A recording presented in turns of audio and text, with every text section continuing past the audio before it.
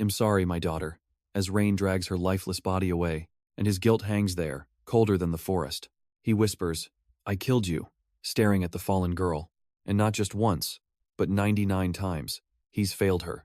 Now he kneels by her corpse, clutching the last chance. Rising slowly, he vows, "Only one chance left." He snaps the bow tight, eyes blazing through the storm. "Trust me, Dami. This time I absolutely won't fail." Meanwhile, some guy in a tank top freezes at TV. News blares a mysterious creature in the city center. Zombie mayhem erupted instantly, and the whole world collapsed. Then came Damis' voice, asking what her dad was staring at. Shed survive with him, because apparently hell needed witnesses. But then he's screaming, cradling her, begging Dami to wake, because this world was hell itself for an old man and a young girl. Until death finally laughed and claimed them. The moment everything ended, that rope snapped like fate itself. Yet some glowing force handed him another chance, absurdly enough. So now he's wide-eyed, sweating, and remembering every second. Meanwhile, that tank top guy freezes under TV news, terrified. Imperfectly fine? He jolts up, already smelling disaster. Then that weird number hits him, and his face drains. This number? On my head? Yeah. Reality's mocking him now. He stares at his clenched hand, while panic keeps climbing. Next, he's hammering Damis' door, yelling like a man possessed. She snaps back, furious, because apparently midnight isn't enough drama. But he lunges, grabs her, and screams Damis' name again. Their hands collide, and even his panic can't pretend normalcy. Then he drags her out, barking there's no time, move. She protests, he growls back, and the nightmare keeps sprinting. If we don't hurry, well he screams, mid-panic, and charges. Then the monster lunges anyway, because subtlety clearly died tonight.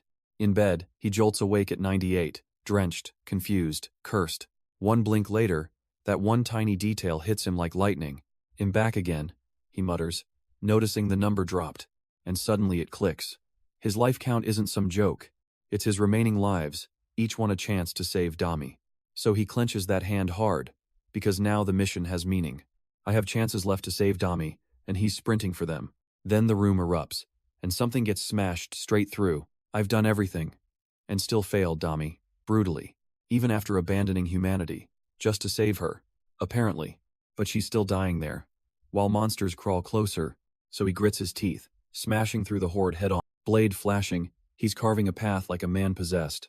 Eventually, he realizes this isn't madness, it's his second chance. And with that truth, the machete drops. Then the arrows rise. One monster gets skewered clean through, another loses its head. Then he keeps swinging, because giving up now would be pathetic. Until the last brute folds, and his vow finally has teeth. He drives the machete down, and the monster bursts apart in spray. Then he staggers forward, huffing over the corpses like he earned peace. Yeah, sure, because one kill fixes the "I failed my kid" problem. But there she is, stumbling up behind him, still half dead and cursed. His voice cracks on Damis' name, and he turns, shaking hard. Then her face fills his world, screaming as if he's the only rescue. A weak father, he calls himself, and hugs her like a confession, because letting her die again would be the dumbest tragedy possible. So tears hit his eye, and the truth finally lands with a thud. Cut to a bedbound watcher, sleeping while doom creeps closer. Naturally, he sits in the dark, gripping the blanket like it owes him answers. Then one tear slips out, and his guilt gets impossibly louder. Suddenly, the bed shifts weight. What? A body just rolls into view. It's Dami, alive enough to ask why he's making all that noise. He turns, stunned, as if reality forgot to finish killing her off, and she just stares back, breathing, because apparently tragedy has a rerun. His eyes widen under that cap, whispering, "Dad?" Like Hez hallucinating. Then his hand reaches for her face, trembling like a broken prayer, and he yanks her into a desperate hug, clinging like crazy, while she freezes, forehead to forehead. He's crying relief and denial at the same time. "I promise," he mutters, half praying through that exhausted glare, because even 1,000 failures won't stop this dad's delusion. He holds Dami tight, swearing he'll survive and save her, while trying to steady her tears with that shaky, desperate grin. She whispers, "Dad?" And he freezes, refusing reality like a clown. Then Daejeon flashes up, dragging us into the rescue nightmare, where he carries her through ruin, after 99 brutal attempts, and soldiers guard the shelter, as if that chaos was safe. Meanwhile, doctors patch up survivors, because apparently miracles need staff, and somehow this disaster becomes a perfect little home.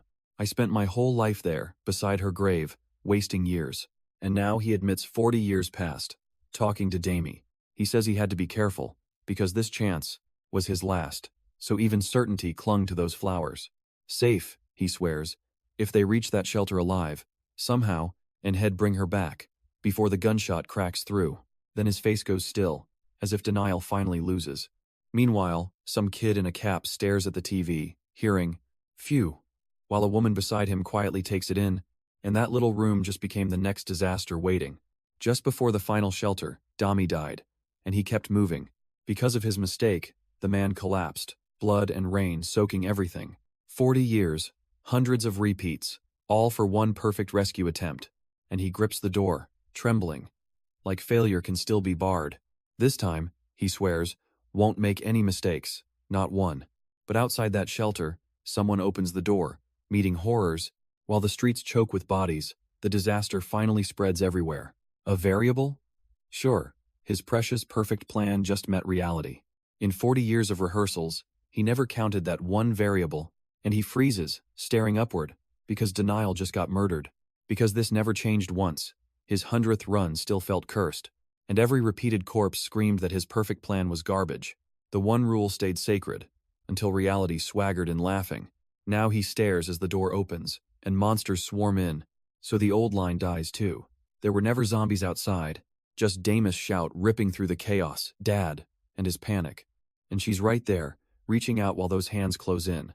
He bolts past her, dragging fear behind him like an insult, leaving her staring after him, crushed by the brutal second abandonment. While the hall burns orange, and his guilt keeps sprinting, she peeks out, wide-eyed, like disaster already found her. Then she hits the floor screaming, the house turning into panic. "Dad, what are you doing?" she cries, reaching toward him. "Open this now, Dad, hurry!" And she keeps pounding the door.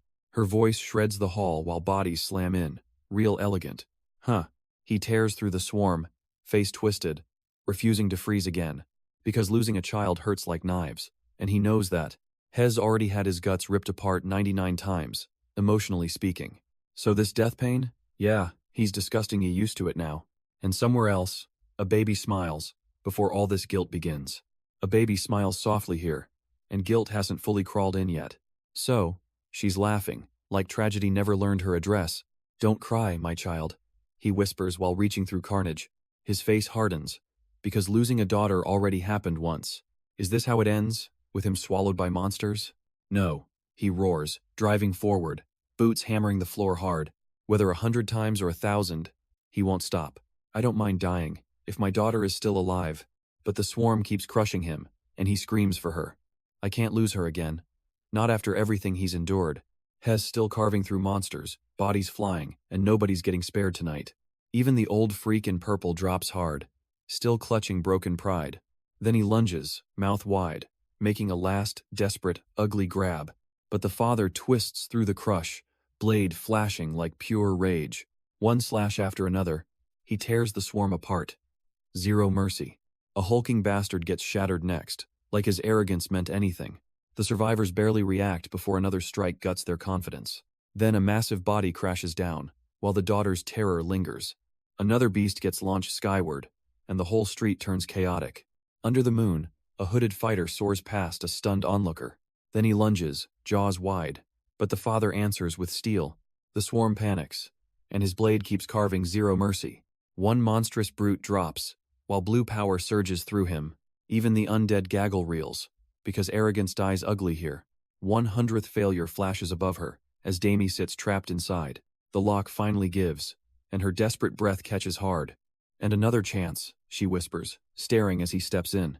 He leans closer, promising Damie he'll protect her till end. His shattered body gleams now, smugly proving death lost this round. "Are you all right, sweetheart?" Dad's back, resurrected and grinning. Start of the zombie outbreak, and Soul's night just turned cursed.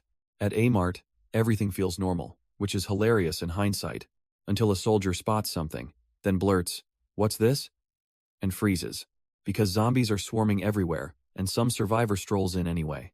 That idiot gets threatened fast, but just mutters, "Hey," unfazed. One stare later, the soldier's basically sweating through his own pride. He snaps, asking if she's a celebrity, sunglasses and all. She answers with pure menace, "Get lost," and owns the street. The rookie girl gets blocked too, because apparently nobody's welcomed here. And the glare says it all. "Didn't you hear me?" She locks up, glaring back like trouble already owes her money. Then the pleading hits. His daughter vanished. Asthma worsening. "Please help." So he panics, offers the girl instead, and she goes, "Huh?" That's when the soldier snaps, and the fearless woman shuts him down. He actually yells, thinking guilt-tripping her might work. "Seriously, buddy?" But her order lands hard. "Let them in." And he recoils. Even she starts crying, while the exhausted captain just stares, stunned. Then she wipes her nose, calls for more manpower, dead serious. A second later, she brushes past him, warning him not to misunderstand, and the whole line advances under moonlight, with him left swallowing pride. Under the blue light, he stares out, already drowning in memory. Then that smug line lands. "You're still the same, huh? Incredible." A retired soldier, he rallied survivors and guarded Mappo's supermarket. But hearing Dad cracks him instantly. So, yeah, guilt wins again. He rushes after Dami, fumbling apologies like that'll fix everything now. Soldiers close in and order them along. While he coughs, cornered, Dami glares back, exhausted, asking if he's seriously kidding her. Still, he pulls her in close, and she finally quiets down. Her mental state's collapsing fast, so he knows rest is urgent. And it all traces back to one incident, a week ago. Even I couldn't fully explain it, after that zombie bite hit me. But somehow I survived, and woke with this awful new body. So I headed for Amart, the survival route everybody swore by, because it was soldier guarded, and Damie would finally be safe there. Then the building next door collapsed, and everyone started asking why. Seriously, my existence is weird, because even soldiers were side-eyeing me. 3 days earlier, zombies attacked, and the captain lured them over, straight into the neighboring building, where the horde got trapped inside. Then she blew the place sky high, flattening them like cheap trash. And now the soldier just mutters, "Yeah, that bastard probably deserved it." The soldiers freeze as something feels wrong, and then the silence snaps, because the newcomer stares through tinted glasses, calm as a psychopath. "What's that look for?" The guard scoffs. Before the answer bites back, one soldier panics, realizing zombies can crash right through their safe wall. The brute lunges, and the monster gets smashed like overpriced garbage. But the black-clad Korean soldier is already sprinting through the wreckage. Debris rains past her ponytail, while she carves the horde open. "Zombies? What the hell? Where'd they come from?" the guards scream. Then the ponytailed captain barks, "All units, open fire," and charges. Gunfire erupts everywhere, because panic always arrives with terrible timing. The monster takes a brutal beating, but keeps coming anyway, and one guard collapses, screaming as the floor turns deadly blue. Then a soldier slams in hard, wrecking the beast like trash, while the ponytailed fighter snaps, "Get it together," and seizes control. "Focus, Cha Hyeri," she warns, because this zombie is no joke, and she's already cutting through the chaos near the burning mart. "Run for the mart," she shouts, dragging civilians through the panic. When one idiot hesitates, she barks, "Shut up, and run." They sprint past another attacker, while a blonde clown whiffs spectacularly. Then comes the plan. Lure it to the barricade outside the mart. Even that thing can't break instantly, so she's hunting its weakness. But first, why are there still people on the first floor? Because civilians are packed in there, and panic is doing the rest. Then the beast's boot slams down. Damn it. Right on the floor. So Hyeri snarls, shell distracted, and orders 3 inside now. The girl hesitates, while Hyeri fires back. "Why are you alone? Don't tell me your papa ran away and abandoned you, huh?" There, the kid finally points, and Hyeri freezes for a beat. Then her face hardens, because that answer just changed everything, and she stares ahead, realizing this nightmare's only getting worse. Crushed hands tremble in prayer, then the bodies hit like punishment. The floor erupts in gore, and the monster's stunt keeps getting uglier. He lifts that ruined thing overhead, as if guilt needs ceremony. Inside, the crowd panics. While Hyeri stays armed and disgustingly calm, civilians freeze as he shields the child. Then the order gets sharper. Another corpse lies there, hand ruined, because chaos never plays fair. He staggers under moonlight, still breathing, while Hyeri keeps him covered. Then he finally says sorry, because even heroes sound pathetic sometimes. Damus' promise lands hard, and everyone hears how badly he failed. So he admits the truth, scared of losing her, as Hyeri aims. She snaps. "You," rifle leveled while the blonde stiffens behind her. He stands there bleeding, looking half dead, and somehow still smug.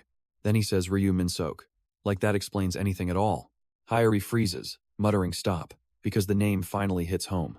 The girl gasps, Dama's father, but he cuts in, trembling. Don't, Papa. If you reveal yourself now, you'll be in danger. Still, he calls himself an expert. While blood stains his shades, Hyori squints, expert? And the pink-haired girl just stares. Since the outbreak, has studied their weaknesses to survive. Apparently. Then he smiles, glad to help, and annoyingly ready for more. She exhales softly, and Hyori finally thinks, yeah, she gets it. Then she snaps at the shaken girl, ordering her to stay quiet. Because apparently even bulletproof monsters can be dropped barehanded. And those so-called red eyes? Yeah, they're not special either. Hyori leans in hard, demanding answers while the blonde guy wilts. Zombie expert? She teases, then points at his bloody little flecks. Turns out he studied the outbreak, and now he's acting useful. Hyori shoves closer, asking if he's even human, because wow. He just says no, since the gunshots already softened the thing, so he finished it, and everyone's left staring like idiots. Eater means a fused zombie, and yeah, it's grotesquely overpowered, but even that monster has a weakness, right in its jaw. Of course, he smirks, saying steel hammering might do it. Then she crowds his face, asking about those weird eyes. He casually explains the melanin issue, and her glare sharpens, so he covers them, claiming those stares make him uneasy. She keeps pressing, demanding if he still seems undead. Nope, she mutters, but something about him still feels off. Still, she steps in as another girl warns, zombies don't protect daughters. Then the beast twitches, and even Hyori freezes as she permits it. Come inside, she orders, rifle ready, like trust is optional here. But he'll be watching you, Mr. Expert, obviously. Hyori turns with that deadly stare, shutting down the whole room. Bodies still litter the lot, and she's not impressed one bit. Are you okay? She snaps, as two soldiers rush over. One gets kicked hard into the concrete. So yeah, classy reunion. In an emergency, civilians should be evacuated, and she hates that failure. We panicked, he admits, because that monster would have wiped everyone out. If it happens again, her glare says, it's my life on the line. Yes, the soldiers bark, while she marches off, already back in control. Rest well, Captain, he snarls, already sounding way too proud. Then inside the mart, everyone breathes easy, like luck actually matters. A strange pair sits nearby, pretending this disaster is just normal. What? She asks. But the blonde smugness says he's hiding something. That you didn't get caught, she teases. And he almost brags back. You know her? She presses, while he freezes like a busted liar. No, just seems that way, he says, selling that excuse terribly. Wait, Pa. You know what bluff means? His daughter flusters, shocked. You did, he answers, grinning like the smug dad of the year. And later by the campfire. Actually, you taught me a lot. A lot? He scoffs, then tells her wait and eat. She stares, suspicious, while he drags her deeper inside. He flashes that smug smile. And yep, he's hiding something. Promise me, he says, handing over those orange shades. You won't tell anyone about you changing, she warns sharply. He admits exposure could get her hurt, so keep quiet. Promise me, you'll keep this secret, all right? She snaps. Meanwhile, they stock up fast, like apocalypse grocery shopping. He jokes that if exposed here, his identity blows up. And that, naturally, sends the whole crowd into panic. Dami, Papa's back, he blurts. Hauling groceries like redemption is cheap, but she collapses beside him, and the bag goes flying. Great timing. He kneels, covers her gently, while everyone else pretends this isn't awful. Staring down at her, he mutters. But why? Like the universe owes answers. Then the warning hits. Zombies are spreading faster, because apparently subtlety died too. Over 100 at the door already, and mutated ones after 1 week, turning everything into a variable, which is just apocalypse math for we're doomed. He squints and finally goes, I have a guess. It's me, while the city below sleeps, blissfully ignorant of the disaster brewing overhead. Because somewhere out there, a thing wakes up, and it can feel it. They're looking for me, and the pack hunts below tonight. I can't tell if they despise us or fear us. But to them, I'm a variable too, not prey. So yeah, all those zombies gathered here. Great job. He plants his feet, saying he won't need to look away. Then he snaps back. Let's hurry up and get started. Before my daughter wakes up, I have to cook. Bodies launch, and he carves through them like nonsense. The swarm keeps folding under him, while chaos just keeps twitching. One blue hand twitches in the dark, and he keeps advancing. He tears through the horde, and all those zombies fold like trash. Still airborne, he keeps swinging, because apparently Mercy's off tonight. Then he drives both blades in, daring the monsters to keep breathing. Bodies burst apart around him, while he dives straight through the swarm. One grotesque brute lunges, and he answers with a brutal, clean impact. Blood sprays as he lands, glaring up like, "Yeah, try harder." Meanwhile, that same chaos is happening outside an Amart storefront. Inside, Damie lies asleep, wrapped up like the world owes her peace. Her mother sits nearby, tense, alert, and already smelling trouble. And the next second, she jolts awake, because danger always ruins nap time. She freezes, spotting trouble, while some blonde clown leans in. "You're awake, sweetheart?" Then he serves breakfast like that'll fix anything, and says, "Here, eat up." He keeps pushing the food, smugly asking if she's starving, because subtlety died hard. Hyeri just sits there, tense. Then her expression softens, suspiciously calm for once. Outside, the Amart sign glows like nothing's wrong, which is adorable, honestly. But inside Hyrus' office, that tiny hay lands like a disaster waiting. Then soldiers report yesterday's noises, and every zombie in the area is dead. Hyeri slams forward, screaming how that's even possible. Because yeah, great question. The soldier insists he saw it himself. And that confidence is somehow worse. 4 hours later, every zombie's gone, leaving Hyeri staring at pure insanity. That means it's time, and Hyrus' eyes harden instantly. She snaps, "Gather everyone," and the soldier flinches at that tone. Then she declares Operation Start, to escape from Amart, period.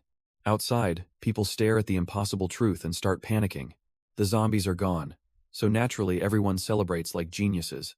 "Dad," Damie says softly, believing it's finally safe now. Her guard helmet gets set on, and she freezes, uneasy. "Dami, listen carefully," he warns, dead serious beneath the bravado. "Whatever happens, don't take it off later," and she blinks. Because later comes fast. While Hyeri announces total eradication, crowds erupt, screaming they're saved, and naturally act brilliant. Hyeri snaps, "We will then orders everyone evacuating this place." Meanwhile, one kid watches TV. While the whole drama unfolds, outside confusion spreads, because evacuate sounds insane without zombies. So Hyeri explains, a military unit contacted them days ago. Then the skeptics lose it, whining about a dead radio message. Hyeri stays icy, saying she knows exactly who sent it. "Blue Hawk," she says. And now trust suddenly sounds expensive. But the crowd panics harder, calling it a death march. Hyeri roars back, "Move now, or zombies make the decision." "Look at that," he blurted, as soldiers sparked panic across the mart. Another guy smirked, mocking emotional choices, and sexist nonsense spilled out. Hyeri snapped back, unblinking, daring his logic to survive scrutiny. Then she flatly said no, while his sneaker started shaking. Because zombies would return anyway, and that little fact ruined bravado. He barked, "Expert?" While Hyeri stood there, cold as steel. Her answer was brutal. "Staying here means becoming meat on a platter." And sure enough, a monster lunged, proving her point instantly. The blonde man kept his grip, as the cap guy panicked. So the crowd finally cracked, asking if following them even saves anyone. "It doesn't," he snaps, smugly, as the crowd starts wobbling. Then he presses harder, asking if they can survive without soldiers. Can they really live alone, or is that bravado already dead? The answer lands fast, and suddenly he's not sounding so smart. "Yeah, without the military," they admit, "we're cooked meat." So they shout to go, thanking soldiers like it's obvious now. Hyeri stands there, and the crowd finally drinks the truth. He changed their minds, all from one glare and one warning. Then the blonde leader turns, asking who the hell he is. "No need to thank me," he says, acting annoyingly untouchable. "In situations where things aren't in my favor, I've had to convince people, because weakness kills, sadly. Besides, this is for my daughter and me, too." That smug offer lands, and even Hyeri finally watches him, impressed. From there, the escape mission begins, with everyone suddenly needing him.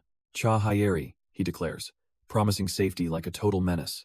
Outside, the convoy barrels forward, streets wrecked and bloodied, while inside, scared civilians ride along, praying this miracle works. The soldiers ride tense as hell, because every wrong turn bites. And there she is, riding the truck like commander of the apocalypse. Phew, they've crossed the Han now, and the route finally opens. But the truck keeps grinding forward, every second smelling like disaster. Hyeri stays ice calm, watching the road like she owns apocalypse itself. Then the soldiers yell for Sergeant Shin, and panic starts spreading. Ahead, The streets are already crawling with zombies, shambling into daylight. Suddenly they surge toward the convoy, because subtlety died years ago. Hyeri snaps orders. Zombies spotted. Begin operation. Like a war queen. Civilians in Team C scatter right, while everyone else pushes left. Then cans fly, proving zombies hear better than they think. Idiots. Her bait works, and the horde lunges straight after the truck. Keep your distance, Hyeri barks, while the driver panics below her. Too many zombies swarm the road, and they're already gaining fast. So she whips them toward Seongsan Bridge, playing apocalypse chess.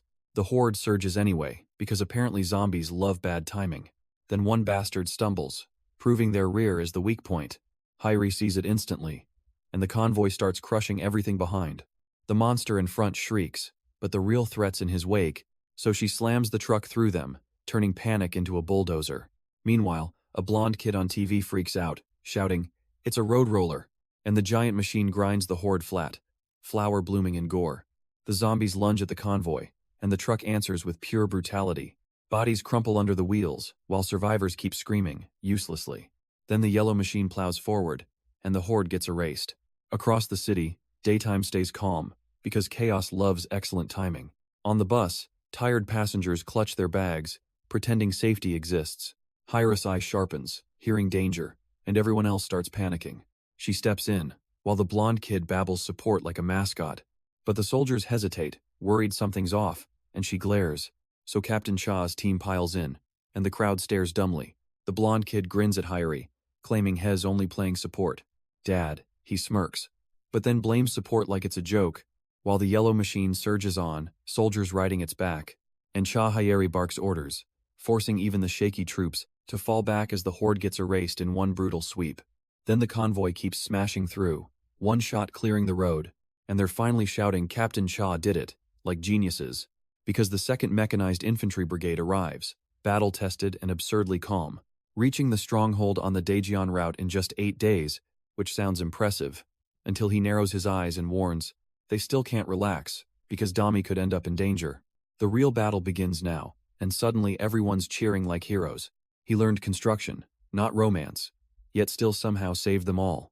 Packed into the convoy, he says they made it safely, thanks. Then Hyeri stiffens, hearing he knew her, and blinks at the revelation. She snaps quiet, welcoming Captain Cha Hyeri, while soldiers square up. Asked how they knew her, she admits Colonel Cha briefed them. Hyeri's face hardens. Apparently a headstrong female soldier could stir trouble, so she marches forward, shutting them down while troops watch. Uneasy. One soldier asks where he is now, and she scans the road. Right on cue, they point him to the back gate, naturally. Zombies popped up there, and Hyeri's face goes stiff instantly. Great, she snaps, asking if Colonel Cha handled them himself, already suspicious. Then she catches the correction. Nope, just an older guy, not him. Lee smirks behind the rank and file, like this whole mess is routine. Meanwhile, the colonel shoulders his rifle, because apparently solo work is his hobby. 35 minutes to the brigade rear gate, and the clock's already judging. 27 seconds later, that wristwatch says they're moving disgustingly fast. Colonel, new record, they shout, while he just gives that smug ooh. Then he reminds everyone, axes beat guns, and deletes a zombie.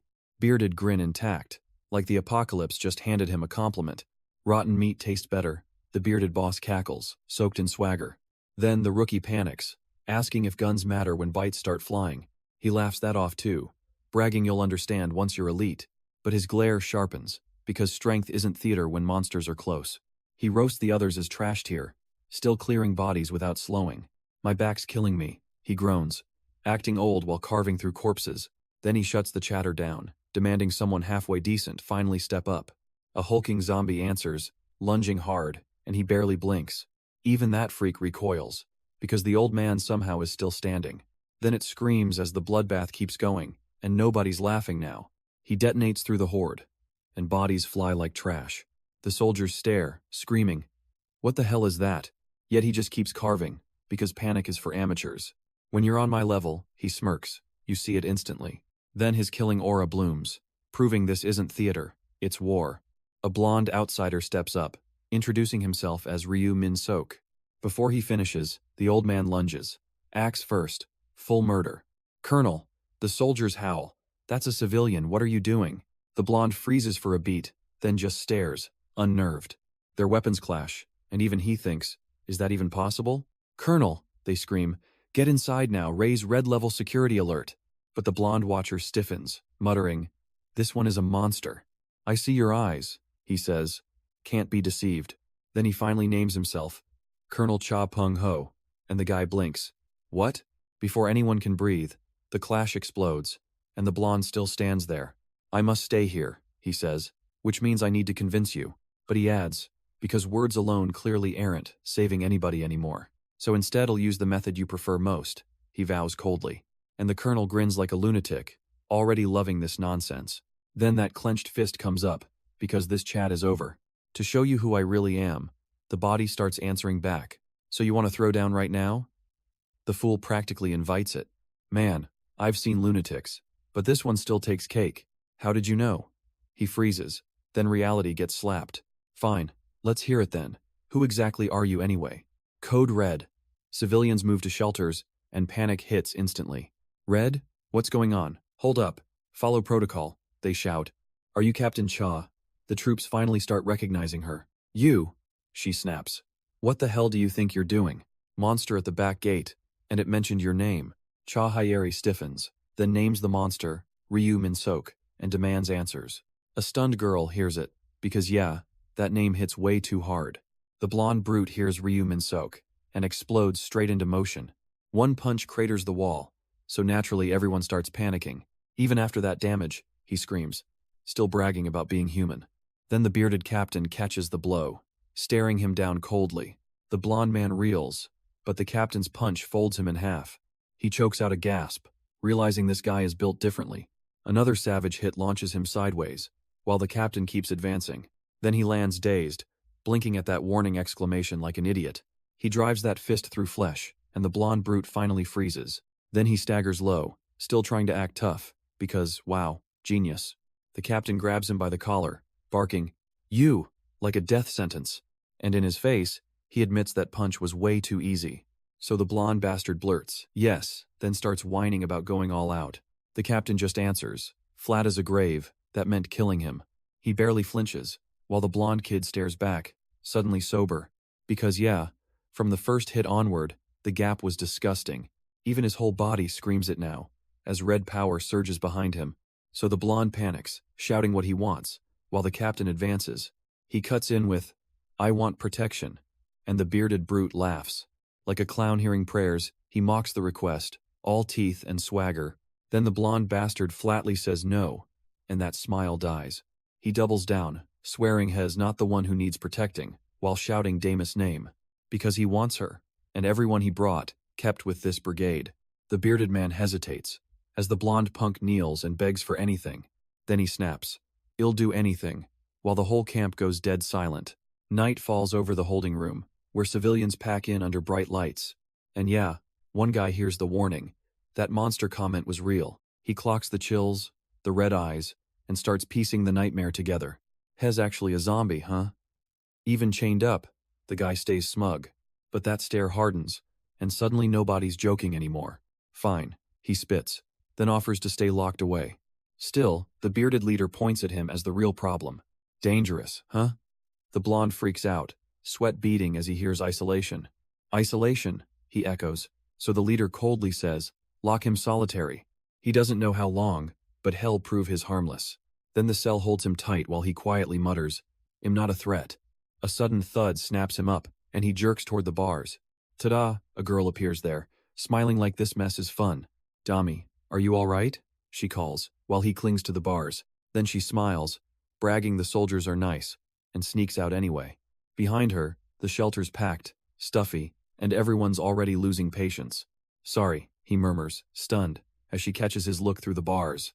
And that apology turns heavy, because he already broke his promise to Dami. You must be disappointed, he starts, while she freezes, hearing the guilt. Instead, she shoves him down, fierce red eyes flashing through the bars. If it weren't for you, none of us would have made it, she snaps. So lift your head, because I believe in you, no matter what.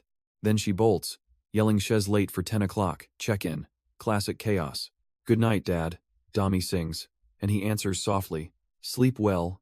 Then she vanishes into the night, while he's left smiling like a ghost. But that smile cracks, because guilt keeps dragging Damie back into his chest. He leans against the bars, eyes hollow, looking every bit punished already. And her words hit harder, as if she's the one begging him not to break. Then his shoe shifts, and a tiny drop falls, pathetic in the silence. Hick, sob, he folds forward, wiping nothing, because grief doesn't do mercy. Chained in the cramped room, he hangs there like the world's worst trophy.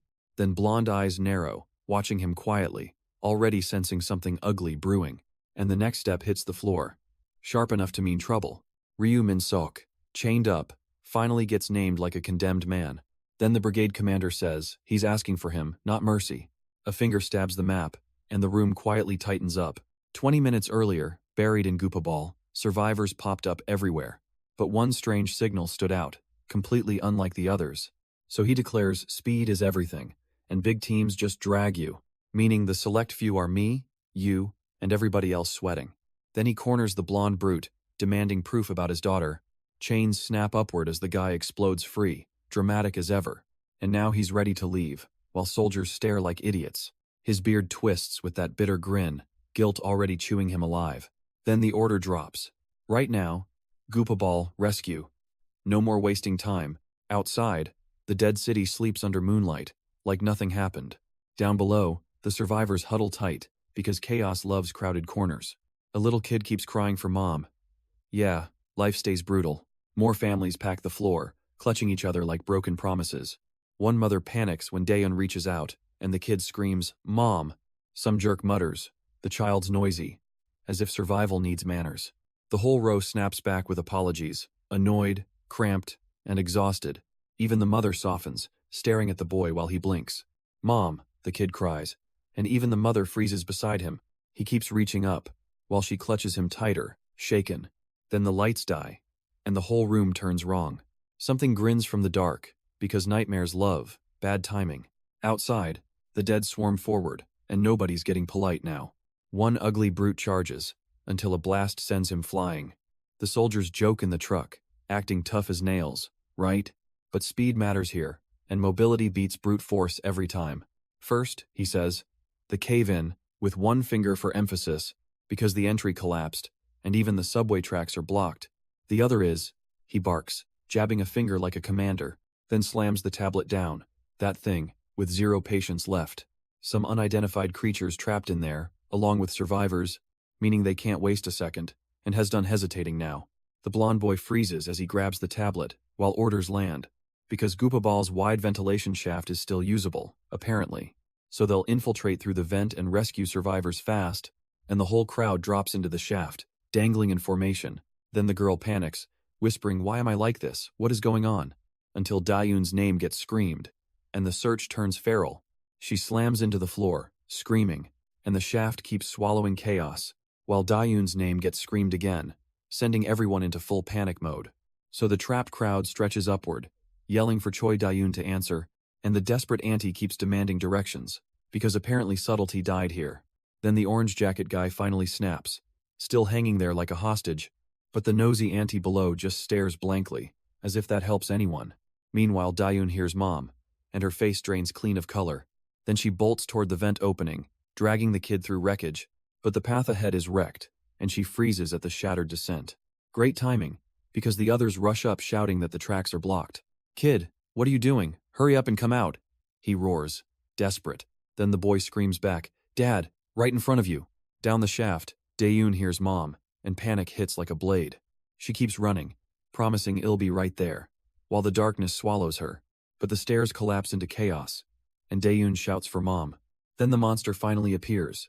And yeah, subtlety officially died here. Its face splits open in a rabid scream, red eyes burning. Daeun freezes, whispering, "No, this can't be happening," terrified. "Yes, this is a dream," she mutters. "A terrible nightmare," until the inferno answers back, exploding straight through the dark. She's kneeling in wreckage, staring like the world just betrayed her twice. Then the report hits. They tried everything, and still saved nobody. In short, the ROK, a boy's learned failure the hard way. Ryu Min-sok stands there, all calm, while the verdict keeps getting uglier. Human methods are useless, because Damus Dad is basically apocalypse bait. Skinwalker, they say, and wow, the name fits this nightmare perfectly. It hunts by knocking victims unconscious, then copies human faces. Disgusting. So his spear tears through it, launching the burning freak backward. But the thing keeps screaming through the flames, refusing to drop dead, meaning its weakness is finally exposed. And now the real violence starts. Overwhelm it with flames, and don't even let it breathe. Finish it in one strike, because subtlety died here, but the beast still lunges, while the desperate mother screams for her son. Then the burning thing stares him down, all smug and disgusting, until its grotesque mouth opens wide, and the room erupts in chaos, as the woman gets launched back, stunned, while the hunter keeps pushing forward. Yet the monster swats her flat, and he's forced to react fast, with a brutal counterstrike, cracking through its flaming body again, but it keeps crawling, snarling, and refusing to stay dead, so his eye hardens, because now he's done playing nice. No matter what anyone says, I trust Dad, because she's betting everything on him, so lift your head.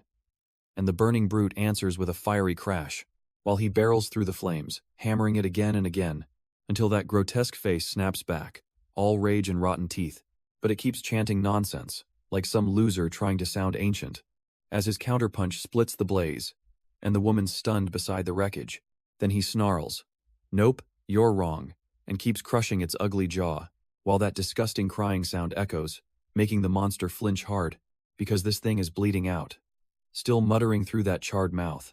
And he shuts it down. Yeah, that's the sound you're supposed to make. From now on, only screams come out of your mouth. And then, the beast detonates into chaos, bawling like a feral loser. Its face stretches wide, smashing through fire, but it keeps lunging. "Block it," they yell, while panic starts infecting the whole crowd. "If we break here, we're finished." And suddenly everyone's wobbling. Are those things really zombies? One man blurts, sweating bullets. "Shut your mouth and just block properly," he snaps, brutal as ever. Then the air turns nasty, and they start choking on smoke. "You're wrong. We're all going to die." The idiot finally panics. "Stop saying unlucky things," someone cries, and one voice cuts through. "Dad." "You again, what now?" he snaps, while the room keeps reeking of smoke, and just like that, their movements completely stop. Nerves suddenly exposed, then the door cracks under pressure, because subtlety clearly died first. As everyone flinches and scrambles, the whole place starts buckling hard. The door broke. Someone screams, "Dad, get down!" Right behind him, and the newcomer stares them down, asking, "Who are you?" Shamelessly, then comes the reply, "You. Who are you?" Because nobody's brave now, while elsewhere, the station rescue turns ugly, and monsters keep dropping, before the bearded hunter appears with soldiers, grinning like bad news, and the final tally lands heavy. Only 37 survivors made it. A perfectly isolated zone, where zombie escape was basically impossible. Then the soldier freezes, blinking at the white-haired oddity like, "Seriously?" Because nearly 40 people got dragged out alive from inside there, and somehow that counts as a miracle.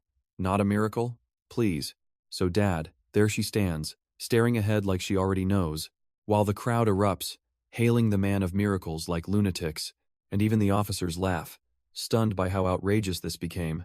"You passed, perfectly passed," they cheer, as he just sits there, hood up, scarred and smiling, while she quietly studies him, and their hands finally reach, pulling together what the rescue report couldn't. This is bad, because the living quarters already feel cursed. After the mission, he's coughing hard and barely staying awake. The soldier smiles anyway, promising medicine later like that fixes everything. Click, the door shuts, leaving the room swallowing its own dread. He lies there pale and sweating, while the night presses closer. Then that nightmare grin flashes, all eyes in panic, ridiculous and awful. The right to be a father, while celebrations glow underneath the sky. Everyone cheers and laughs, acting like survival itself is some comedy. Aiken pops open, cold spray flying, as the party gets louder, and Dad just howls with them, cocky, broken, and still standing. "When I first saw you, I knew you'd become something huge, but I never expected you'd pull it off this hard," Ryman Sok. So the party kicks up, and everybody starts acting invincible now. Even the ones mourning first try to drown grief with drinks. He raises a can, toasting the poor souls who left this hell. Then the blonde kid clinks cans with him, silent and uncanny. His red eyes stay flat, while the father keeps staring, curious. "Why aren't you asking me?" he says, taking another reckless swig. "Because I know why your plan failed, and why you changed," the father finally answers, as both men sit there, wrecked, "Am not interested in stories," he says, sipping like a smug idiot. But the blonde kid just stares, red eyes flat, unreadable. Then the colonel grins about saving people, and suddenly everyone's listening. "Colonel, you haven't changed," Hez told, while chaos drinks behind them, so he asks his real question, because small talk is clearly beneath him. "Why are you here, if Daejeon was your destination?" He presses, unimpressed. The colonel shrugs about brigade work, and that excuse lands terribly. Meanwhile, the blonde kid's face hardens, finally connecting the ugly dots. Every time he's rushed, the result gets worse, and he knows it. Down in the rain, another body waits, proving that lesson again. "You're it," he says, gripping the can, and the man stiffens. Then the blonde answers, "How do you know that?" Like it's genius. "Easy," he says, because children are the hardest things to control. And naturally, he points out Captain Cha's missing too, not suspicious at all. The bearded brute chugs his drink, already annoyed by the awkward silence. Then Dami calls out, "Dad," and even the rowdy table freezes. He rises, saying he's going first, while she insists she's no child. Still, she hurries after him, claiming the road's dark, so go together. Under the stars, they walk off smiling, while he lingers behind. And the blonde beside them smirks, sweating, as this whole mess clicks. Can he even make that face? Yeah, fatherhood does that. Daejeon exhales, muttering Damus' name, then swallows the memory whole. Because thanks to her, he can finally make a plan again. Lee Cha-Pung-ho's plan hangs overhead, while he hands over beer.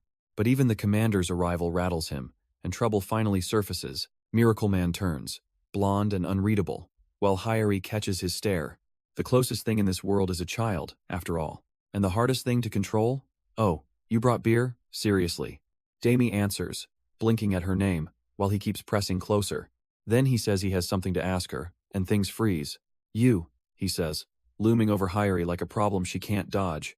And then he reminds her, even changed, has still the same monster, because Dami trusted him instantly, calling him dad without hesitation. While he asks if she's scared, like that's not an insane opener, and he admits it. He is. Voice flat, eyes dead serious now. He was scared every single day, that one day you'd kill him, but pretending's over, because Hyra's standing there, and he can't lie anymore. "So tell me," she snaps, demanding the truth from his trembling mouth. "Where is my real dad, you monster bastard?" And the room explodes. Then he hears Dad, whirls around, and grabs Hyeri as the nightmare returns. "What are you doing?" she asks, all suspicion and side-eye tonight, and he shrugs. "Oh, nothing. Acting innocent like that's believable." "How boring," Hyeri mutters, then notices his cough and worries, but he just says it won't stop. While she nags him, "Go inside," he tells her. "I'll get some medicine." Smooth as ever. Then his red-eyed stare hardens, because suddenly this joke isn't funny. "Ryudami," he calls, and Hyeri answers, then he lunges, grabbing her mid-shock. His fist slams out. The monster gets blasted clean off her. Boom. And Hyeri panics. "Dad, what's wrong?" As he freezes on the bug. "This is a mosquito?" he says, because apparently even miracles get humbled. Black code detonates, and he stands there, absurdly unfazed. Then alarms scream evacuation, because the brigade just met a real nightmare. "Eater," he repeats, sipping casually like this, is trivia. He explains how it first looked ugly, until it evolved. Now he's staring hard, because these things get smarter, nastier, more cunning, more powerful, and he drinks like that's adorable. "Their threat against us," he growls, seeing them swarm forward. But the monster keeps shrieking, won't stop, like a brainless nightmare. That's why he chose this place, where brute force crushes brigades. The Blue Hawk tears across the battlefield, and here, he's got them. Zombies appeared, inside the brigade too, because chaos loves bad timing. So he orders everyone to the shelter, while panic starts spreading. One soldier freaks out, and our bearded menace snarls. "Do you all want to die?" The unit stumbles apart, dragging bodies away, while civilians scramble faster. "This damn virus," he growls, wondering how it crawled into his brigade. Then he grabs the culprit, eyes narrowing, like he's sniffing something off. "What is this?" he demands, spotting that scar like a nasty clue. And the poor bastard screams, because the answer just hit too hard. A zombie crashes in, and the brigade's nightmare finally gets legs. So he launches through the chaos, kicking bodies aside like garbage, then drives his blade down, splattering the floor with cold certainty. "You there, go get my gear," he barks, eyes wild, while, "Hurry up," he snarls inches from their faces, sheer menace doing overtime. The squad surges forward, and he roars that idiots must not split, because this is his territory, and strangers running blind get butchered. The kingdom that he starts, jaw clenched, before the next blow lands, and Cha Dong-ho bullies in, screaming, while blood sprays everywhere. He carves through the attacker, blade biting deep, while bodies fold back. Then he snaps his head around, already furious at the next idiot. Another rushes in, gets checked, and yeah, that confidence evaporates fast. But the monsters keep pouring, so he grits harder and keeps swinging. Across town, alarms scream code black, and people finally stop acting brave. Then he softens, calling, "Dami, remember?" Like grief still owns him. The kid in a yellow helmet flinches, and he warns, "Don't remove it." The blonde man kneels, dead serious, while she blurts her worried protest, "What is it, some zombie?" And he's like, "You know, Dad, Mosky," he says, and the kid freezes, while he kneels. Then he explains this tiny mosquito zombie is still lethal. "So what?" he snarls, red eyes blazing, like danger's optional. But the helmeted kid stares up as he warns, "Dad?" Now he flatly says Dami dying means everything goes down, because these mosky swarms are back, and they're just appendages. They're real bodies elsewhere, and the soldier girl snaps, confused, as she repeats Ryu Minchoke, while he stays cold and unreadable. Then that bearded man bares his teeth, still fighting guilt hard. The blood-soaked briefing hits hard, and even the captain finally starts listening. Hyori clicks her tongue, then scans the drenched base for answers. A soldier yells to cover skin, and join suppression immediately, fast. So she snaps, demanding the brigade leader, because obviously someone's missing. One trooper stammers, sweating bullets, and that excuse sounds painfully weak. From the roof, the captain gets spotted, and the whole base jolts. They shout about a single zombie outside, while panic spreads like wildfire. But Hyori scoffs at appearance, because that's the weird part now. The soldier fumbles, saying it's strange, while something crawls below. Toad? And yeah, that ugly little thing just sits there, judging everybody. Then its mouth yawns open, and the whole thing gets nastier. A mosquito swarm erupts from inside, and soldiers start screaming, "Mosquitoes!" One freaks out while Hyori hears massive swarm, then starts shouting orders. The flyer rockets upward, as she tracks the moonlit chaos below. "That's," she mutters, stunned, while the mass commander freezes. "No way?" "Mr. Ryumin Saok," the civilian yells, because panic apparently needs paperwork. He snaps back, "No," and bristles at the soldier excuse. Then he snarls, "I won't say it again, I'm staying here." He tightens that hard hat, teeth bared, already sick of everybody's panic, but swears mosquitoes can't touch him, as Ryudami gets yelled out. Then he declares he wants everyone alive, while the crowd just stares, until a gloved hand grabs his shoulder, and he finally looks up. "But Dad," she pleads, eyes wet, and he answers, "You can. Please, Dad," she begs, and his boots slam down like a verdict. Then he lunges through the chaos, ignoring her desperate, shaking voice. "Go save not just me but everyone," as flames start roaring, and the mission flips hard. Pests targeted. Eradication ordered. Fire unleashed. Firestorms swallow the path, while the miracle man stands absurdly unbothered. Then he stares down the blazing chaos, like it's insulting him personally. Under the hard hat, his red-eyed gaze turns cold and terrifying. Something grotesque writhes in the flames, and wow, it picked the wrong hero. The monster gets launched away, because subtlety apparently died with mercy. Captain Cha snaps at the crew, already sick of the zombie nonsense. Hess still midair as orders scream out, and the whole brigade stiffens. Then boots hit hard, while the vehicle slams through the blue night. "Captain Cha, is that the one?" comes the question, sharp and suspicious. And there he goes, falling through the sky. The messmaker finally identified, and once again, "You know how to kill that thing, right?" He stares back, dead serious, then mutters a flat yes. "Good. First, well, take down that thing. After that, be ready." Then she grabs his collar, demanding answers like he owes her oxygen. "I have a mountain of questions, and I need to ask you. If you mock me again with lies, I won't let it slide. Got it?" Then the truck jolts as boots hammer the floorboards. The vehicle tears through the blue night, racing past the sleeping town. Below, the village shrinks under moonlight, while mountains loom like bad omens. And up ahead, a blasted crater waits, with something ugly crouched inside. Slider crawls out of the cave, already disgusting from birth, and this parasite multiplies, copying whatever unlucky thing it clings to, so one body hides in darkness, while the little ones scream everywhere. "Great," a host zombie with a smile, only nightmares would sponsor. Then the main one lunges, because subtlety clearly died with it. But even in the dark, finding it is still a pathetic chore. That's why he brings the answer, 1 brutal strike, 0 mercy. Surprise attack? Please, the blonde monster barely even blinks. The creature gets smashed back, bones flying as the cave explodes. And just like that, its ugly little reign starts collapsing fast. The blast still roars on, while the monster gets buried in fury. Fire tears through it next, because subtlety died screaming long ago. Hayeri stands ready, as the chaos fades, eyes locked and relentless. She snaps. All right, I understand, then orders it finished properly. Then reports pour in. The brigade's already entered cleanup phase. Civilians are safe too, she says. Even the daughter gets protection. He listens hard, one eye blazing, because recovery needs strong leadership. That's why he came to Cha Peng-hos, looking grimly satisfied. Then he thanks her, and she shrugs, saying he saved it anyway. So, the suppression ends fast, thanks to accuracy and brutal timing. How do you know, he mutters. And Miracle Man smirks, not even sweating. If we don't kill its host, he says, and the trap widens. Hayeri snaps back, already done with excuses, because this thing fights dirty. He calmly agrees. Block the escape route, and don't give it openings. She pauses, reading the horror behind him, and here's the catch. Because killing the host alone won't do it, not even close. The monster keeps reproducing, multiplying its attached bodies like some rotten joke. Their numbers spiral out of control, too hard to estimate now. So even if the host drops, the thing just regenerates anyway. Hayeri freezes, then mutters, once again, realizing they're barely starting. You have a method, right? He asks, ice calm, already knowing the answer. Yes, comes the reply. From somewhere buried in that eerie blue gloom, then he pivots hard, muscles coiling, and launches himself into the dark.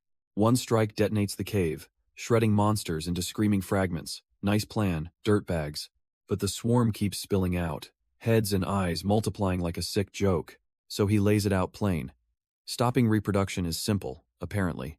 Trap it, and keep killing until the whole mess finally quits. Perfect, Hayeri snaps, because Miracle Man just made extermination sound routine.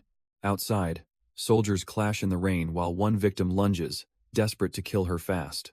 Yet his hand steadies her, because even cleanup comes with a terrifyingly clean method. My anger is too hot, and it's finally boiling over.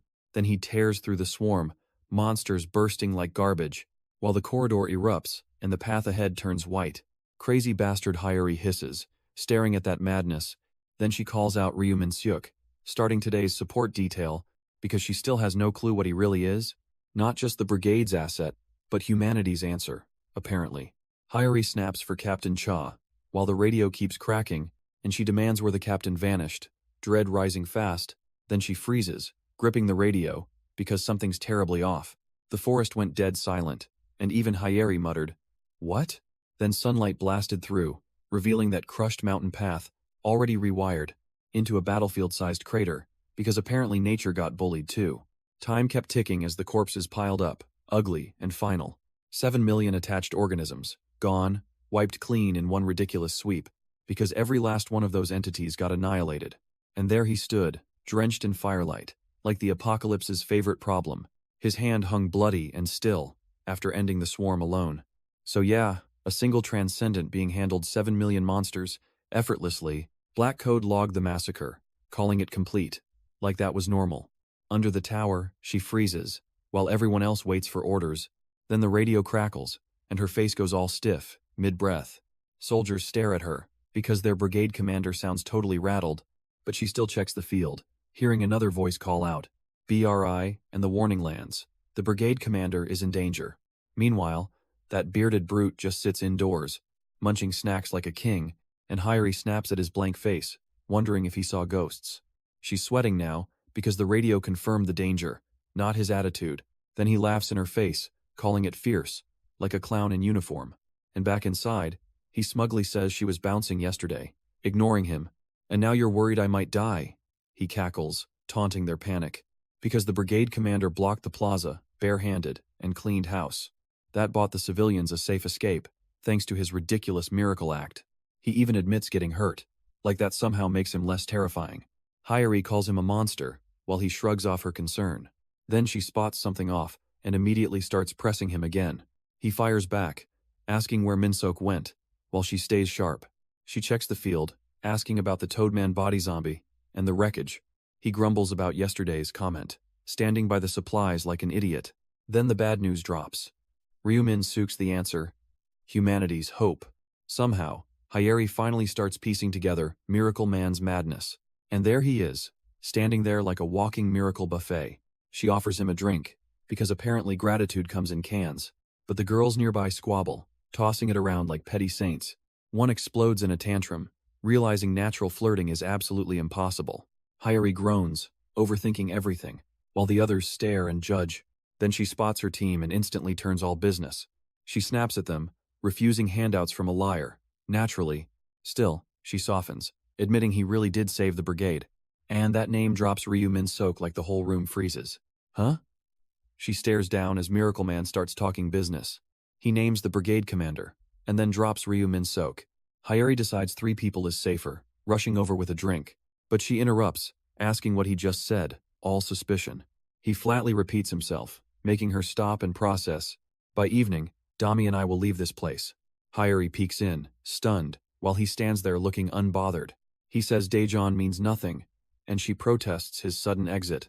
Because if worse slithers in, the brigade dies, until strength grows. So why do it for them? He asks, cold as ever. Has nothing to do with me, she snaps, eyes blazing cold. Then she charges in, stopping their stunned little standoff dead. Those words, are you serious? She barks, not amused at all. And he answers with one brutal, unbothered, yes, like a machine. The only thing important to me is Dami, he says, dead-eyed. So Hyeri freezes, catching that grief hanging off his face. Cha Hyeri, he mutters, while she keeps walking past them. Then he remembers her name, and that answer hits like steel. Following the early Amart route, text says, as something gets crushed, get a grip, Cha Hyeri, because monsters don't care about feelings. Hyeri feels it, and immediately starts spiraling, because of course she does. Before it gets deeper, he steps in, cutting attraction off at the root, then points her toward safety, saying she'll survive that way too, conveniently. But another guy hounds him about not pushing her away so coldly. He keeps pressing, whining that the brigade should work with him instead, and Miracle Man just deadpans? Sure, that's a good proposal, apparently, because with him and the colonel, nothing feels impossible anymore, until he slams the brakes. No time. 10 years in his old life vanished, but this time it's only 10 days, and even that feels absurdly tight, because higher-level zombies are already looming, ready to crush the whole shelter. I've decided, and his mouth barely finishes before the tension snaps. Dami and I will go, he says, eyes flat with resolve. Tonight means Daejeon, because stalling now would be suicide, obviously. And sure enough, that city's packed with nightmare-level zombies, waiting, but he just detonates them anyway, turning the horde into pulp. Then he puts the whole route on the line, once and for all. Meanwhile, the huge guy demands an alternative, insisting on teamwork. Instead, he'll also make a proposal to the colonel. How generous, because the convoy rolls in under fire, with flames chewing survivors, and the zombies keep exploding. Proving delay was never an option. Aren't you curious too, Colonel? While his hand clamps the bar tight. The perfect shelter, right, your dream, isn't it? What a joke. But he's already in the driver's seat, stealing the convoy. Outside, the trucks roll by as he stares coldly ahead. Hyeri still gives a shaky thumbs up, trying to swallow the fear. Then he spells it out. Daejeon survival, expedition team departure. Rain pounds north end Miho River, where the route turns ugly, and the monster rises, screaming, lightning shredding its rotten body. So she films it, muttering, look at the size of this thing. Yeah, that's the kind of nightmare only this man handles. It's a heavy, viscous slug zombie, and yeah, that's bad news. Its whole body leaks poison, while drones buzz over the rain. Touch it once, and you're basically cooked on contact. So they ask the obvious, and Daejeon's only bridge answers back. Nocturnal, ultraviolet weakens it, hardening the poison skin fast. Then the blonde freak says split the head. Easy enough, sure. 2 hours till sunrise, and the rain better quit acting loyal. The squad settles in, maintaining armor while the convoy idles nearby. Everyone still calls it suspicious, because nothing this handy is innocent. But Ryu Min-seok just smirks, like he already owns the nightmare. They start grilling him, asking how he knows zombies. And he just says expert. Yeah, sure, expert. Until they wonder if he lived the outbreak first. Then the commander gets dragged into it, while someone complains about wasted shells. But the veteran beside him shuts that down, calling disrespect on the spot. And right then, a scream tears through the rain, Snapping everyone rigid, the father lunges through the flooded ground, catching the girl's panic fast. She freezes, umbrella raised, while he reaches out, like has seen ghosts. Then she rubs her backside, whining about crouching all the time. Seriously, he whispers Dami, and that name hits her like a thunderbolt. She recoils with an eek, while he panics, asking what's wrong. Geez, what? He pops up behind her like a horror movie coupon. She snaps at him, clutching her chest, while he apologizes with food. Then she softens, still lost, and says Daddy's face feels unfamiliar. He laughs through the rain, saying sorry, Damie, as she stares. Huh? She fires back, and he just freezes harder, because apparently Daddy changed too much, and that's somehow comforting. The poor guy starts spiraling, while she asks why she accepted him, as her daddy after becoming a monster. Yeah, that's a lovely crisis. Then the real gut punch drops. Why do their eyes match so much? She points at his face, dead serious, and the answer finally lands. Eyes? These red eyes? He mutters, rattled by the rain. Then Damie answers. 7 years old, munching calmly under her umbrella. Back then, the day they sent Mom away, changed everything. And from that day until now, he's worn those same eyes. Damie remembers Daddy always had those eyes, even when smiling. Eyes that made him look like the saddest man alive. Every time she saw him like that, she got annoyed, because he looked like the most pitiful person in the world. And Daddy just keeps staring, like he already knows the punchline. Yeah, those daddy eyes were his all along. 2 weeks ago, that front door opened, and Blood walked in. She hit the floor, while he stood there, ruined and silent. Then Dami froze, seeing him start to speak, already terrified. Because he saw those eyes again, the same damn dead-eyed stare. The only person who ever looked at me, with warmth, was her, smiling through rain, like she still believed in him. So when she whispered Daddy, the sky itself felt unfair. Meanwhile that helmeted brute barked, fire, like failure was optional. Then explosions tore the monster apart, and everybody acted shocked. Miracle Man just kept moving, dragging the fight forward, of course. Miracle Man drops straight through the swarm, and the monsters get erased, while that stunned soldier just sits there, muttering, This can't be possible. Then the helmeted commander crushes his pride, pinning him down hard, snarling that doubting Minsok is pointless, because survival's not a choice here, and the white-haired fighter keeps carving a path, splashing through the sludge, as someone finally admits, in this hell, all they can do is trust that guy. So the commander barks there's no other choice, and suddenly we're back to that awful climb through the 99th life. Then 378 days later, the same burden still drags them toward Daejeon, and by the 100th life, yeah, the road is still brutally alive. A boot lands hard, and suddenly it's 14 days after outbreak. The Daejeon crew keeps pushing forward, because apparently surviving is a hobby now, while that burly commander stares ahead, and Hyrie stays razor alert beside him. Then Miracle Man takes the spotlight, red eyes steady, like he's already bored. Since 11 days earlier, Daejeon was still a nightmare wrapped in smoke. That's when Alpha showed up over a wrecked body, and wow, clean work. One stomp later, the infected started dropping like trash, real subtle. Hostiles neutralized, and the defense suddenly looked embarrassingly flawless by 1047. So the commanders start cheering, asking if the Daejeon line's really secure, but the command center grimly admits most other units are already gone. The one place still standing is Daejeon. While everyone else panics, Command asks about V1, and the status report comes back ugly. After that hold your ground broadcast, they get nothing. Zero contact. The commander explodes, because even this mess spread faster than expected. Infection map lights up, and yeah, the whole country starts sweating. Still, Daejeon held longer, so they call it a success anyway. Cute, because the infection kept spreading, too fast, too far. Naturally, they pin it on the Blue Hawk unit and its miracles. Then Alpha requests permission to expand into Dunson District. Inside HQ, the commander listens, frowning hard, radio clenched tight. Approved, and Alpha gets the order to finish everything no matter what. He answers understood, cold behind that gas mask, already moving, while the commander pins everything on him, counting on miracles again. Out in Daejeon, bodies litter the bricks, and the line barely holds. Then the masked fighter vows they can still defend the city, and the whole squad hears it. Fight back, or get buried. As a monster drops from the sky, red eyes blazing like bad news, Minsyuk finally arrives, and the blonde guy's like, what is this mess? This Daejeon you kept talking about? He asks, unimpressed already, then admits it's way better than imagined. which somehow makes everyone panic. Now I get why you never shut up about Daejeon, he sneers, then laughs hard. Because the city's still standing, and somehow that alone feels like a miracle. Everyone's choking on relief when he says it's real. Dad, just like you said. But the vibe snaps fast, his face tightening as something feels deeply wrong. The girl turns, calling for Dad, and the blonde guy stiffens beside her. Strange, he mutters. Something's off, while panic starts crawling up his spine. After the outbreak, South Korea fell, and Daejeon wasn't spared either. It counterattacked, though, pushing back hard and clawing back ground from death. When he first arrived, only 3 districts were secure, barely hanging on. But now, more districts are fortified than ever, and Hez watching it all.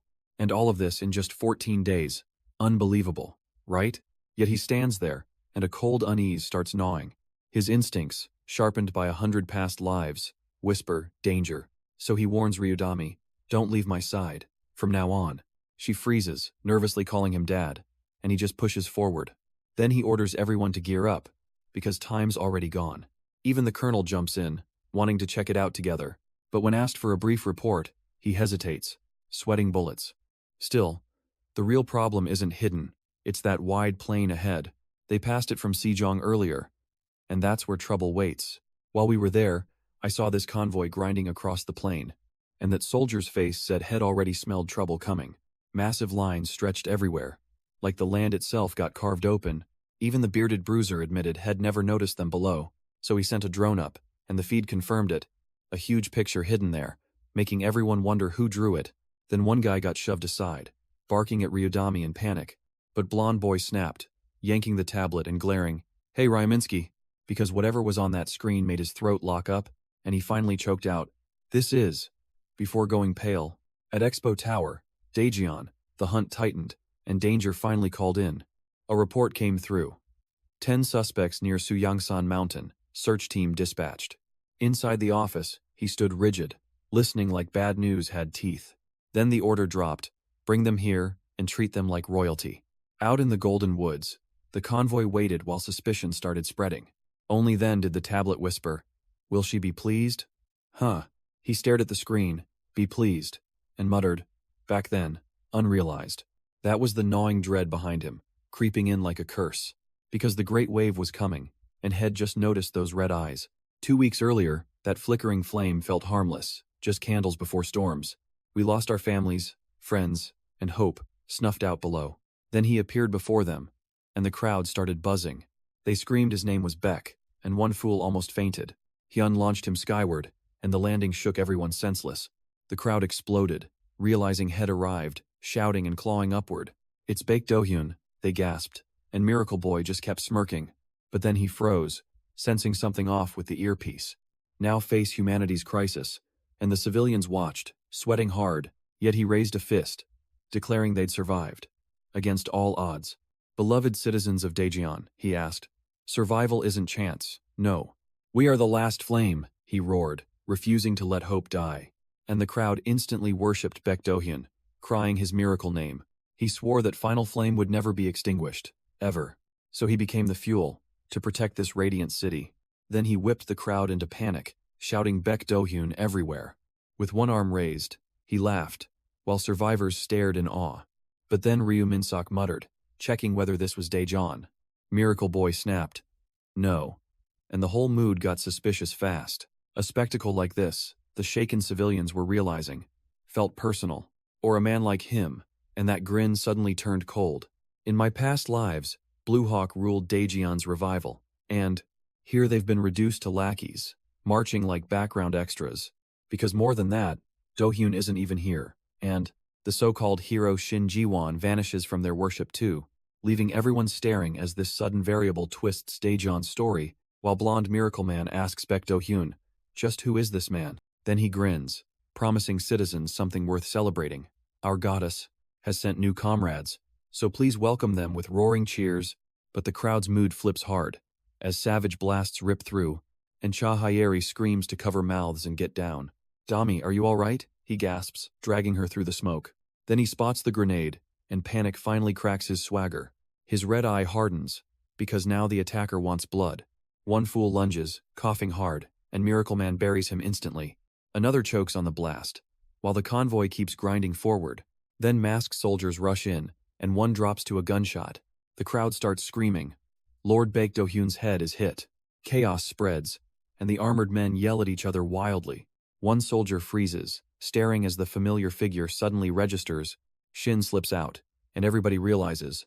Shin Ji-woo's here. Miracle Man freezes mid-grab, and even the convoy stares in disbelief. What? That's Shin Ji-woo, they gasp, as he pins the black-haired freak down. Citizens, it's over, he snarls. Come to your senses now, idiots. Don't you see, he presses, while the bastard still squirms under him. We've been deceived by Baek Do-hyun all along. The crowd finally cracks, so he throws the room into panic, then drags order from the floor. Hez getting up, someone whispers, and the onlookers pale instantly. Lord Baek Do-hyun, he's alive again. One woman screams, losing her mind. Baek Do-hyun, the soldier grits out, while a hand crushes his head. This monster. Today is truly a blessed day, Miracle Man murmurs, smiling. For today, that vile demon, Shin Ji-woo, gets dragged under, and at last, the demon rises, bloodied, still mocking death itself. He declares execution, and the crowd explodes into furious, stupid hysteria. They keep screaming judgment, while his captors just stand there sweating. Then a single hand lifts, and the whole arena goes dead quiet. Below the lights, Daejeon's massive crowd watches Miracle Man take control. Beloved citizens of Daejeon, he says. All slick gratitude and poisoned charm. Because you were with me, he admits. Even after death nearly won. So now they call him the Miracle City's savior.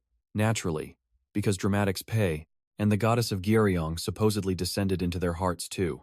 The crowd cheers his dying flame sermon, and it only gets louder, as Miracle Man grins through blood, proclaiming the final light. The idiots roar back, screaming Daejeon, while his own voice keeps echoing across the stunned captors, and then everything snaps to silence. When the black-haired man in the crowd freezes, hearing that miracle, City prays, while the silver-haired watcher stands there, all smug and haunted, because the same question keeps gnawing at him. Then a golden-winged figure blazes into view, and he wonders why this strange appearance feels so different from before, honestly. Could he really be the only one left standing there? Daejeon looms like a bad omen, and he stares from the tree line. Then the startled pair freezes, sensing something ugly beneath all that silence. Everything he lived through starts fitting together, like some cursed puzzle. And yeah, it finally clicks, with truth hitting harder than any punch. Baek Do-hyun is the name, and he's just like me. Same empty stare, same monster vibe, only the face says it quieter. A zombie, plain and simple. Dragging that smug miracle right into hell. So they hurry out, because staying here would be insanely stupid. Back at the brigade, the commander barks orders, already done with nonsense. Then the room settles. 4 men lingering in uneasy, late-night silence. Something's wrong with this place, and they both know it. Electricity and waterwork, but the people here are unhinged. Then Baek Do-hyun gets named, that blindfolded white suit freak, and the room freaks out, calling him the weirdest bastard. That exploding head show nearly made one man throw up, apparently. So the show was fake, staged with that black-haired intruder. Yeah, right, because the gun at head part was totally theatrical. And Baek Do-hyun just smiled, like this was all entertainment. Now they're screaming about execution ceremonies and tomorrow's next stunt. Meanwhile, if they stay uninvolved, maybe they won't die immediately. Jaehan's right, and if they linger here, trouble multiplies fast. So everyone gets ordered out, while one bruiser stays behind. Only Ryu Min-seok remains, because apparently the commander's the interesting part, and the others stare like, Brigade Commander? Yeah, just now catching on. The door swings open, more soldiers freeze, and that awkward silence hangs there. Then Baek Do-hyun appears, smiling like this is all a neat little game. Miracle Man sits opposite him, cool as ever, while the tension sharpens. Tell me, Baek Do-hyun, he says, is he your kind of monster? As expected, you notice too, Brigade Commander. Baek answers, because of course he did, and behind them, something non-human reeks off him, ruining the whole human act. You knew this from the start? He snarls, calling out Baek's stunt, but Miracle Man shuts it down, flatly. That's absolutely not it. Then he warns making him an enemy could endanger Damie too. Cha Hyori joins in, cold-eyed, saying Bayek's a variable even for her. The bearded man gulps, muttering, right, I understand. Like reality finally hit. So he straightens up and lands the verdict. Then, we've reached a conclusion. He barks, let's go back. To the brigade. And nobody laughs. because he trusts his brigade's solidity, though he's still visibly uneasy. Then he admits Daejeon's infrastructure is tempting, a dream for humanity's rebuild. This place has the power to become humanity's reconstruction outpost more than anywhere else. However, as Daejeon drowns in madness, he calls it impossible. But the survivors insist involvement's a headache, so they're leaving now. The blonde man calmly agrees, while the skyline screams ambition. At Expo Science Park, armed guards stand watch over the gates. One guard flinches, because the white-suited stranger isn't bluffing. He politely introduces himself, claiming he came to meet the mayor. The soldiers snap back, telling the new citizens to return immediately, so he asks them to relay a message instead. Bold as ever. If they do, he says the mayor will want him badly. And in the office, that smug grin says he already knows it. So, Citizen Ryu Minsok, the blonde menace says, grinning like trouble. And he keeps pressing, "You must have heard," shameless as ever. Then he leans back, asking why he was invited up here, while that smug little smile says he already planned this outcome. "I agree," he finally says, "but only if you let us. Leave easily, because apparently he thinks this place is a massive cult, and if they try escaping, those cult-like groups will turn violent fast. He knows it very well, after seeing bodies hung as warnings, so the bearded father stiffens, warning someone could get seriously hurt, or worse. And that's how this rescue turns into a bloodbath. His red eye narrows, and the smug bastard keeps talking, as if Baek Do-hyun and he were the same species. Then he just smirks, daring Ryu Min-seok to disagree. That sends the bearded father exploding, yelling for a point. Miracle Man says tomorrow he'll reveal his identity first. The father freezes, because that answer is ridiculously unsettling. Still, the blonde menace calmly adds Korea Army, like flexing. Then he grins, saying he exists a bit differently, clearly above suspicion. Not another one in Daejeon, he boasts, chosen by Goddess. And the blindfolded blonde finishes, "Yeah, creepy existence, that's him. So you're saying," he snaps, "you're the same as this Baek Do-hyun. A proxy?" The blonde menace just sits there, calm as a villain. "Yes," he answers. And wow, that confidence is almost insulting. The bearded father pauses, while Miracle Man starts thinking things through. Then he drops in, "I see," and absolutely folds the room. "This is absurd," the father roars. "Show me that smug nonsense." Miracle Man answers by pinning him down, coldly testing his limits. "Whether you've been chosen by the goddess, or just a demon, bastard with a cunning tongue," he huffs, and then everything goes silent. Now that awful smell hits, and the clone nonsense gets even worse. "Where on earth is it coming from?" he mutters, eyeing that eerie glow. Then he points straight at you. "You, what's your name?" The white-haired stranger beams, eyes blazing red, and starts, "Yes, Ryu Min-seok." He lands, while the father's disgust just keeps spiraling. He calls it suspicious, saying hell summon everyone, because apparently subtlety died. "You crawled here on your own 2 feet, he sneers. "And what?" Then he demands proof. Picking apart goddesses, demons, and Baek Do-hyun too. And boom, the crackling strike lands, while the smug genius barely blinks. He just reaches out afterward, like this whole beatdown is a hobby. But the blood-red aura behind him says trouble's only getting started. White suit blazing, Ryu Min-seok surges in, teeth clenched, furious. Then he drops in like a meteor, flattening the smug suit. The impact detonates hard, and even that aura can't save him. "What is this noise?" roars the vice mayor, sprinting over. Guards panic at the office noise, because subtlety clearly died already. So he barks for the door, smashed in, fast and loudly. But they stammer Baek Do-hyun forbade entry, mentioning Ryu Min-seok. "Ryu Min-seok?" he repeats, suddenly remembering the headache by name.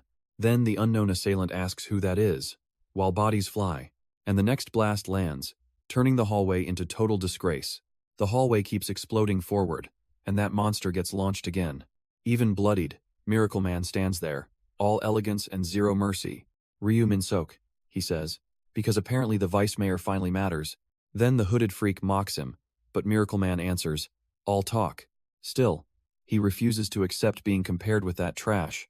So the white-suited man turns, eyes sharp, while chaos crawls closer, and suddenly that red aura erupts behind him. Pure nightmare fuel. "I'll show you specially," he says, reaching in for the kill. Meanwhile, a bound body burns under the night. Just how overwhelming.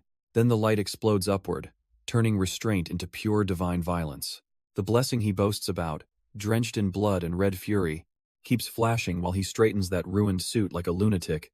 Then he snarls at the vice mayor, all smugness suddenly cracking, as the floor shakes and everyone scrambles, asking why he came in. Miracle Man smiles off the panic, apologizing for the noise, that's Rich, while the vice mayor practically melts, insisting he's just relieved. But the blonde monster cuts in, demanding the real reason, and he admits the commotion worried him, because he heard trouble. Still, he says Baek Do-hyun ordered no one should enter, so why? Now the poor guy's sweating bullets, as that blessing keeps breathing terror. He turns, cuts the vice mayor off, and the man immediately starts sweating. Ryu Min-seok introduces himself, claiming he'll follow as your brother. He then names Baek Do-hyun, smiling like loyalty should buy mercy. But Miracle Man's red eye hardens, reading the desperation beneath that grin. Gain favor? Sure, the big plan is crawling to Baek Do-hyun and asking him to kneel, just like the guy did before. The poor bastard even admits power loves that posture. Wow, genius. Because he needs Baek Do-hyun's favor to escape Daejeon smoothly. Yet Miracle Man senses a threat, so loyalty suddenly sounds attractive. Then he calls Baek Do-hyun's response a lie, and the room freezes. Gain favor, trust me, then protect your companions, and stab me later, huh? He names Baek Do-hyun, grinning like loyalty is some miracle coupon. But Miracle Man's red eye narrows, calling that desperate play exactly what it is. Even if true, it still matters, Mayor, and that lands like a slap. Then he shrugs off betrayal, because suspicion only makes him meaner. Safety's his priority, so no stupid move gets his companions killed. Really, he asks, does this still look like a lie to you? Soul proxy? Now has smiling, like the joke just got delicious. Huh, that pisses him off, and the tall blonde finally snaps. The more you talk, the more Hez starting to like you. Fine, hell accept Ryu Min-seok, and even tosses him protection. Then the mayor freezes, because that special position hits like poison. As it turns out, vice mayor's open, but only after a test, and the battered challenger just has to pass whatever nonsense he's given. Be careful, Ryu Min-seok, if he's a cult leader, he's uglier than advertised, because his methods will make anybody else's look downright polite. XE, cute? Yeah, the room goes blank while everyone stares. Then the whole crowd starts chanting it back like brainless parrots. Execute, they scream, and the panic spreads fast through the rain.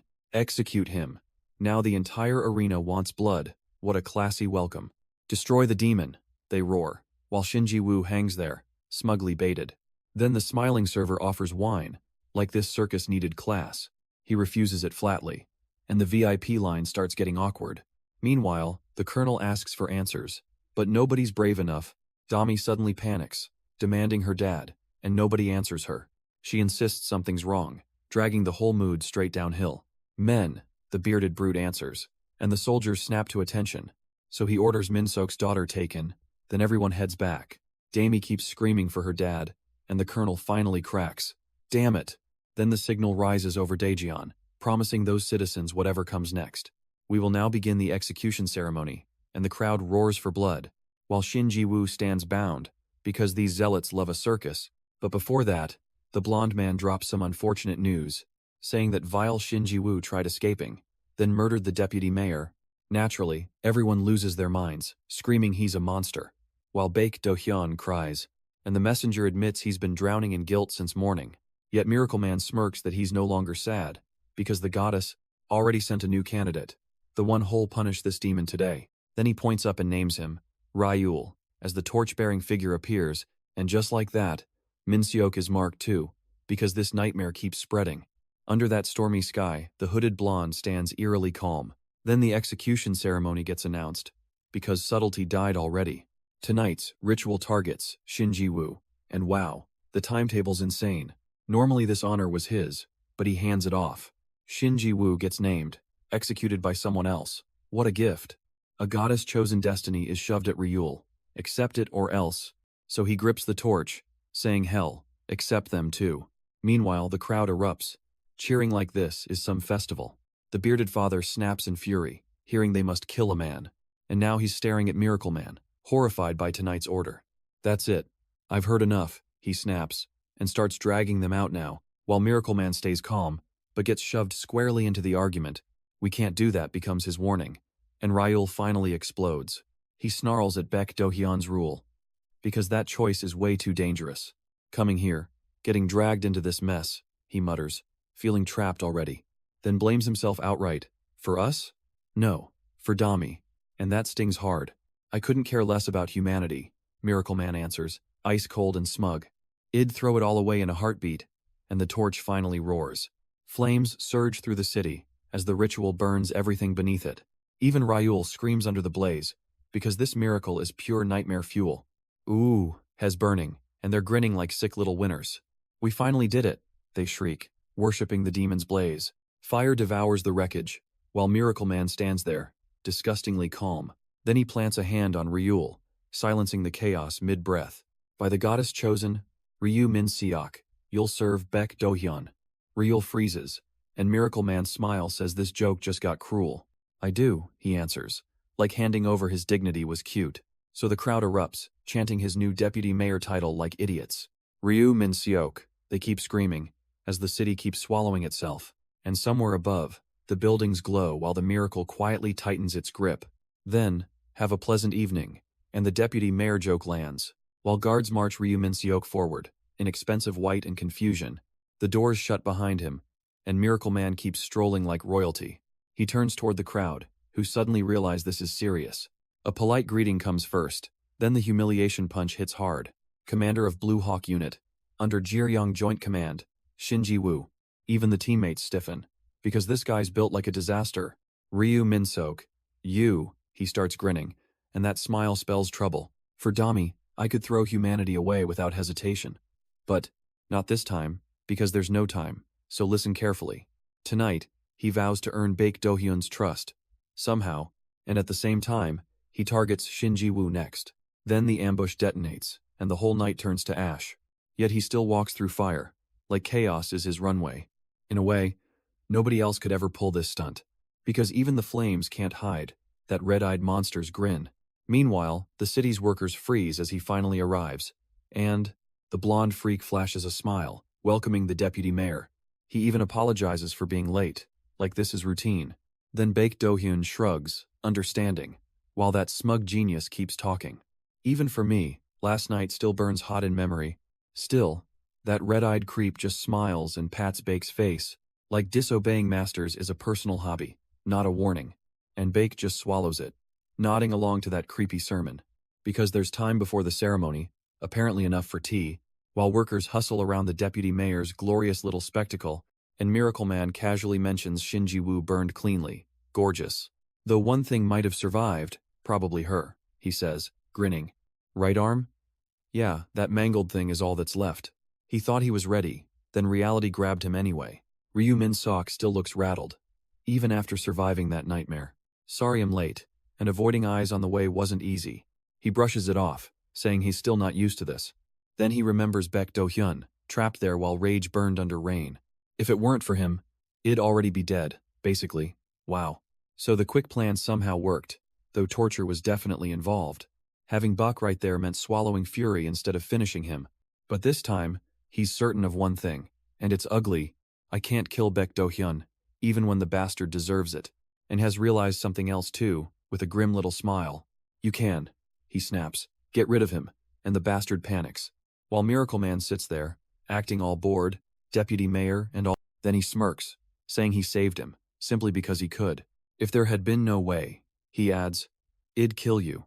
Without hesitation, and even the black-haired man finally goes, But, Mr. Ryu Min Seok, I am curious, he presses, asking why Baek Do-hyun matters so much.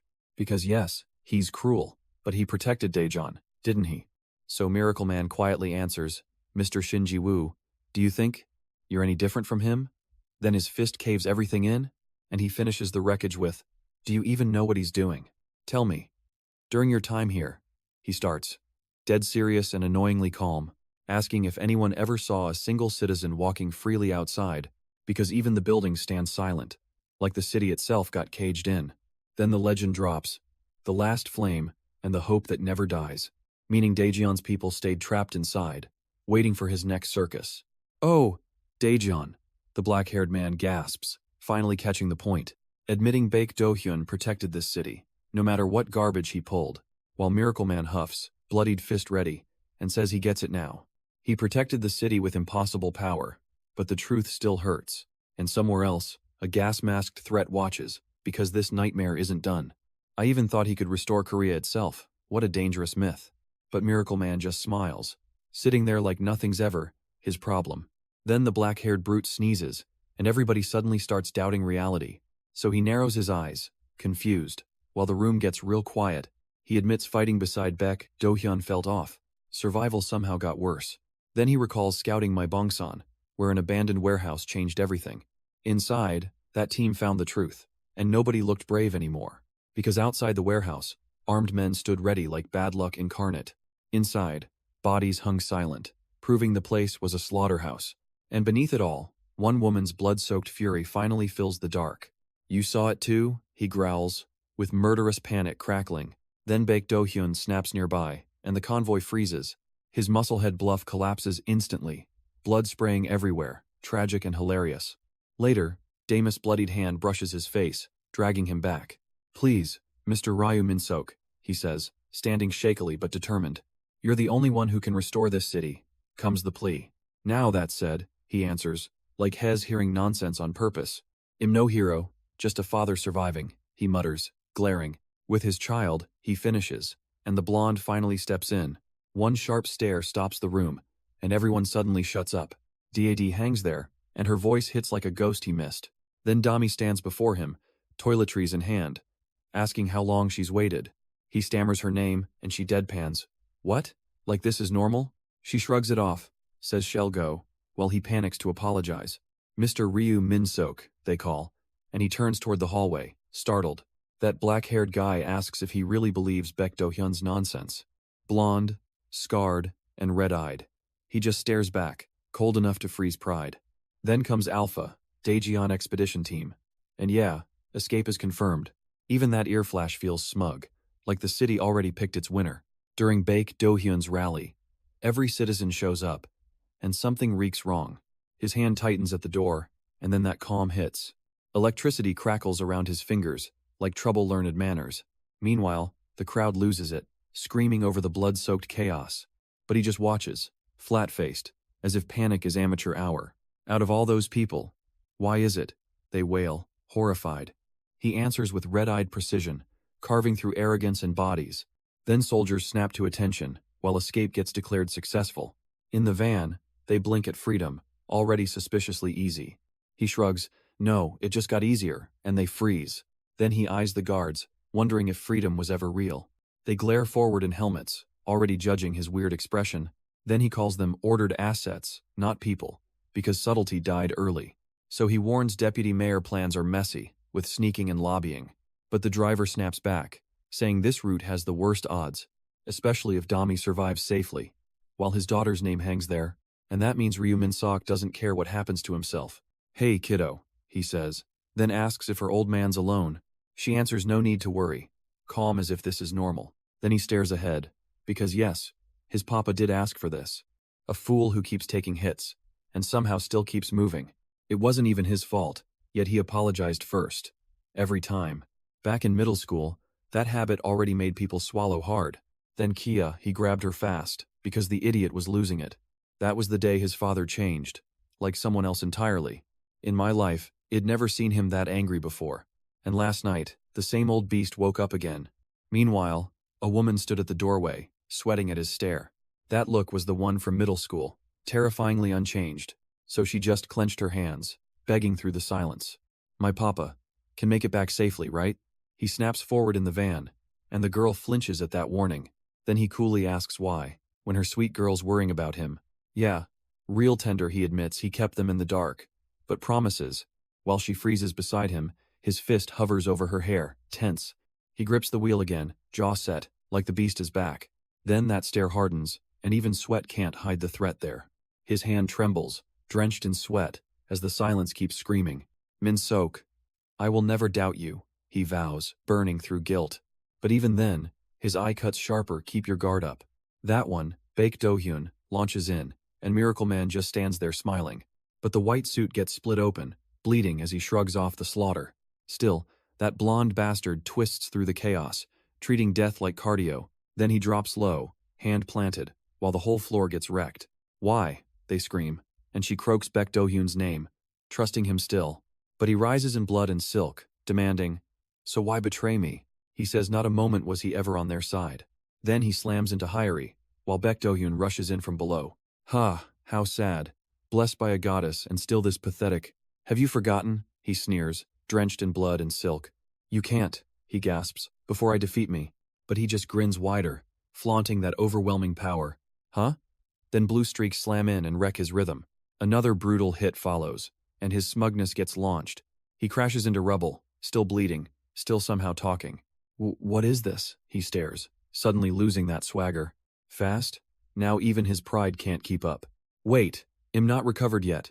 Impossible. He realizes too late. He sneers that it was only enough to bend his finger, but the blonde monster's face explodes into blood, grinning through pain anyway. Then he blurs forward, and suddenly everyone's asking how he got that strong. We can't solve this by escaping, because Baek Do-hyun will hunt them forever. Even Damus' name gets dragged into it, and now there's only one way. So he declares hell, finish Baek Do-hyun here, while the red-eyed beast lunges. But that savage strike lands first, shocking even the smug prodigy with bright, stupid confusion. Then the white-suited freak keeps carving through him, as the body starts failing, until the deputy mayor's men bark at Baek, completely late to the disaster.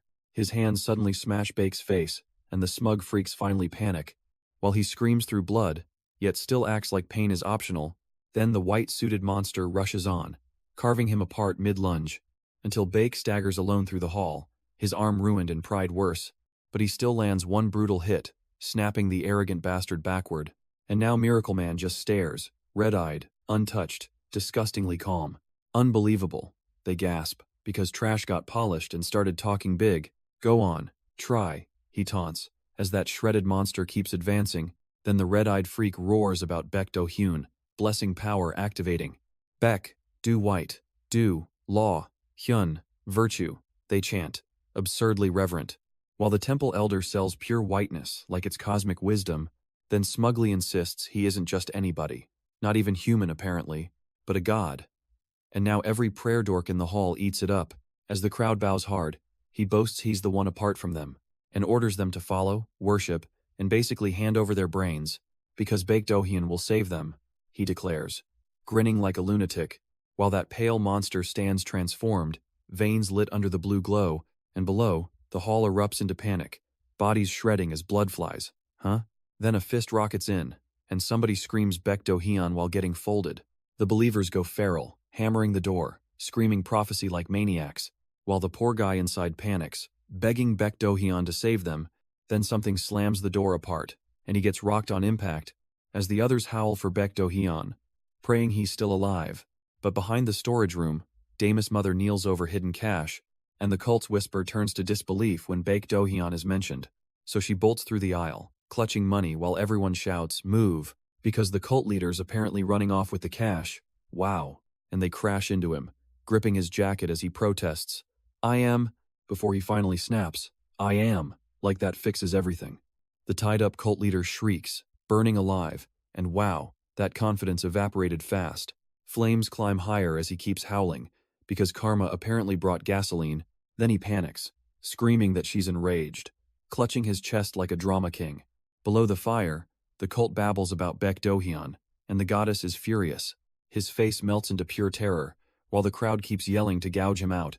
Now the whole blaze begs for help, someone, anybody, as if that helps. The fire swallows him tighter, and his precious pleas gets absolutely no mercy. Suddenly, a radiant goddess descends, smiling through the inferno like she owns it. Her golden wings glow over the wreckage, while the cult leader's prayer turns pathetic, and the crowd finally freezes, staring at that holy apocalypse like. The blaze roars upward, and the cult starts trembling at its own gospel. Their leader freezes, eyes wide, because panic is apparently his whole brand. Then Baek Do-hyun's name hits the fire, and the chosen one speaks. Smiling through the inferno, he claims he's the one permitted apart. His red-eyed grin says, "Yeah, this miracle thing is getting ridiculous." So he launches in, shredding the monster midair, leaving Doom in pieces. The cult freaks out as he keeps slicing through their screaming nightmare. One desperate lunges, but he's already reading the kill before it lands. Then another strike drops hard, and the beast's body just folds. And the last stunned breath answers him with that silent, bloody ah. The miracle guy rises on command, red eyes burning with nonsense. Then he drops in, carving the monster apart midair. Doom keeps getting shredded, while the cult loses its mind. One stunned voice goes, "What?" As his prey starts folding, he mocks the beast, calling its goddess love pathetic and weak. Then he spots the truth, snarling, "Ah, now I see it. Because this demon's tied to a goddess, and someone named Baek Do-hyun, so he reaches out through the red void, grabbing the chosen one. He declares she trusted him alone, to punish her defilers, and the monster screams for Gyeryong's goddess, finally begging forgiveness. Now hell judge that sly demon, and anyone tied to him, with torment so deep they'd beg for death, pathetically enough. Hell be the one delivering judgment, no mercy for anyone. And then the beast gets blasted aside, reduced to crawling shame. Now, he says, while the blonde monster coolly seizes control, the cult leader's body crashes down, while that smug miracle keeps moving. Through the blinding light, he drops again, pinning the ruined enemy. Meanwhile, a masked fighter kneels, radio in hand, staying ready. He turns toward her, silent behind the mask, awaiting orders. And the whole room burns white, like chaos finally got cornered. His scarred face floods the room, red eyes blazing through the wreckage. Then the cult leader gets folded further, all swagger turning into sludge. Now the bastard hits the floor, crawling under that white-hot judgment, and even broken, he still sputters. While Miracle Man just stands there. Yeah, the miracle himself stays silent, which is somehow worse. Shadow vision kicks in, letting him read every moving outline instantly. That means sharper senses, but vision recovery crawls behind like trash. So the one thing he must avoid is stupid, blinding light. Yet intense light floods everything, and even he freezes in confusion. Then he lunges anyway, barking, "Quit yapping, and come out already." The cult beast jolts up, then slams forward like a rabid wreck. Miracle Man coolly notes, light and noise can shock the brain. And if someone's nerves are beyond human limits, things get uglier. He says it only hurts more, while the bastard keeps twitching. Blessing mode means every sense spikes, so yeah, his nerves are frying. That monstering isn't random. This creep planned the whole bait trap. First he faked brute strength, just to provoke and corner him.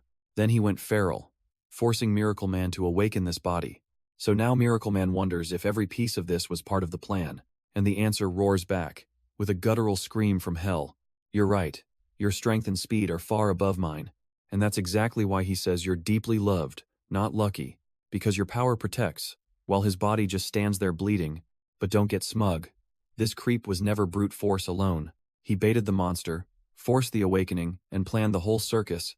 So Miracle Man realizes the gift was never just handed over.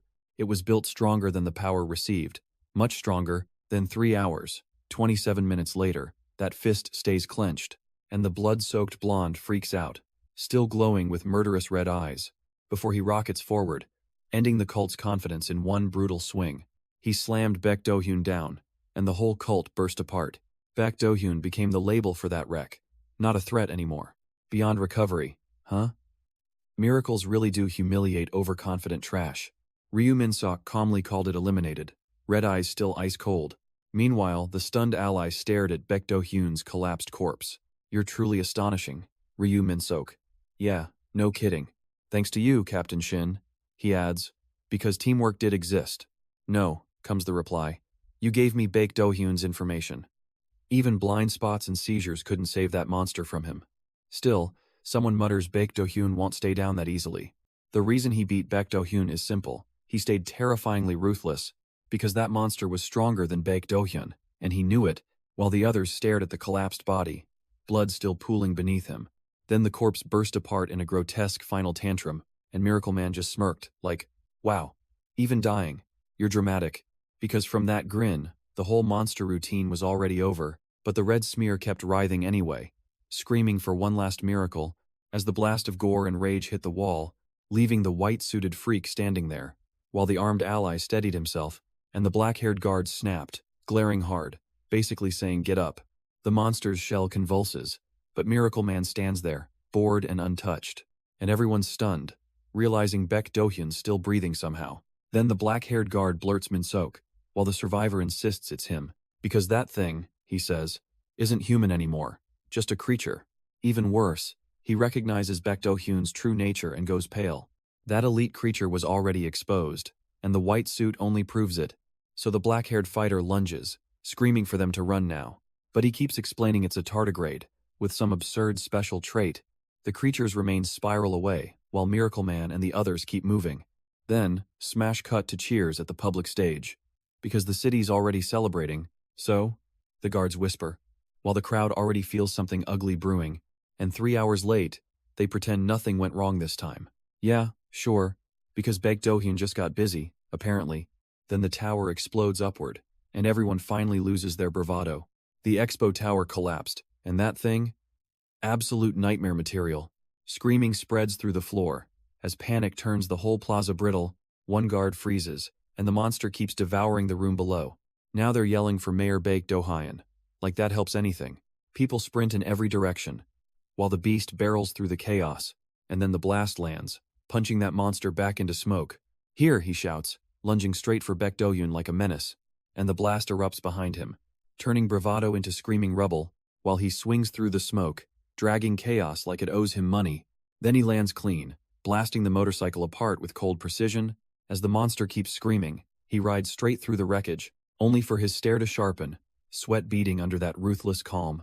It's no use, he says, because shockingly, panic isn't a strategy, and he explains that armor that tough only punishes reckless attacks, so Baek Do-hyun just gets louder, like confidence magically fixes physics, but the beast keeps tearing in, and the whole city starts paying.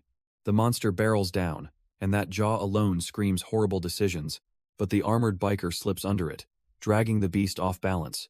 Then the thing gets launched skyward, like physics finally found spite, and its face caves in, spraying red everywhere, painfully embarrassing, while the black-haired bruiser stares up, still breathing through the chaos. Lure it, he blurts, because apparently the plan sounded insane, but the blonde strategist explains the shell is tough, organs fragile, so he orders it dragged toward the expo building, then adds, he'll take care of it, as chainsaws roar into motion, and from there, the severing strike sends the monster tumbling hard. The beast rockets skyward, then its face caves in, red everywhere. One grotesque punch later, it's still twitching, somehow even uglier. Then the blonde monster eraser carves through it, chainsaws screaming non-stop. A final slash sends the thing folding down, purely humiliating. While the black-haired bruiser stares, stunned, the blonde just stands there. Elsewhere, a black-haired man in armor freezes, breathing hard, shaken. Beside him, the others stare too, looking like their souls left. Cut to the hillside squad. 4 figures standing tense in greenery. The ponytailed woman watches ahead, calm and sharp as ever. Then a body plummets over the city, and she sprints after it. The 19th of October 2026, 12:57 a.m., and the carnage is already mid-flight. Baek Do-hyun's transformed form, Tardage, keeps erasing the remains. Then a brutal slash folds the monster down, pure humiliation. But the black-haired bruiser freezes while the blonde just stands there. Daejeon's stunned. Survivors stare up, like their souls got mugged. So the hillside squad erupts, screaming about the collapse, and Baek Do-hyun, panic spreads fast. Because nobody gets how the tower just died. They call out for him, begging Baek Do-hyun not to disappear. Even the wreckage answers with whispers, asking what they want from him. Then the blonde monster finisher smirks. Still alive, are you? I will never die, the monster roars, still twitching defiantly. Then, even if this flesh rots away, like a bad joke, but the blonde wrecks him anyway, saying he was foolish to the end. The monster's eye snaps wide, and suddenly even his arrogance dies. Below, the crowd stares at the corpse riddle, totally shell-shocked, of course. They panic, because nobody understands how that tower just got deleted. Is that really, they murmur, while the blonde smirks over the body. Then everyone spots Baek Do-hyun, standing over the fallen monster. Unbothered. That soldier defeated it, they gasp. Wait, Shinji-woo? Now they're screaming he's alive, and the poor soldier just stares. If Baek Do-hyun vanishes, Daejeon collapses, and everyone knows it. So yeah, a new leader has to rise from the wreckage. He keeps pressing Shinji-woo, asking if he's really different from Do-hyun. Then the kid barks back, demanding if he can rebuild Daejeon. The crowd freezes, because nobody expected that kind of raw nerve. He clenches his eyes shut, sweating like the answer might kill him. Meanwhile, the monster keeps bleeding blue fury, still trying to lunge. But Shinji-woo stands there, trembling, yet refusing to fold. He suddenly screams anyway, letting the whole city hear him. And below that monster, the crowd surges, staring as hope ignites. Their white-clad crowd just stares, caught off guard by that savage confidence. Then one fist tightens, because somebody finally answered the city back. And the monster keeps raging while Shinji-woo keeps standing there. That scream lands hard, as the thing babbles about stealing people's will. But Miracle Man counters coldly, versus the power protecting people's will. Then he barks, "In hell, watch closely," like the room owes him blood. The monster erupts again, while he charges through the chaos anyway. Later, October 19th, 2026, shows cleanup crews rebuilding Daejeon. With Baek Do-hyun dead, masked soldiers freeze beside Miracle Man's calm stare. Because yeah, Daejeon was rebuilt, and they all finally noticed. Though remnants still linger, the city's leftovers keep haunting everyone. And as long as Hez here, that smug confidence somehow holds. October 19th rolls in, and the brigade returns way too late, just for the soldiers to panic, whining they thought he ditched them. Then the commander laughs, all loud relief, asking how Daejeon survived, while they demand Ryu Min-sok, and get told to gather up. Because now the brigade's entering evacuation readiness, no kidding, finally. And under that glowing sky, he stands there like, "We did it."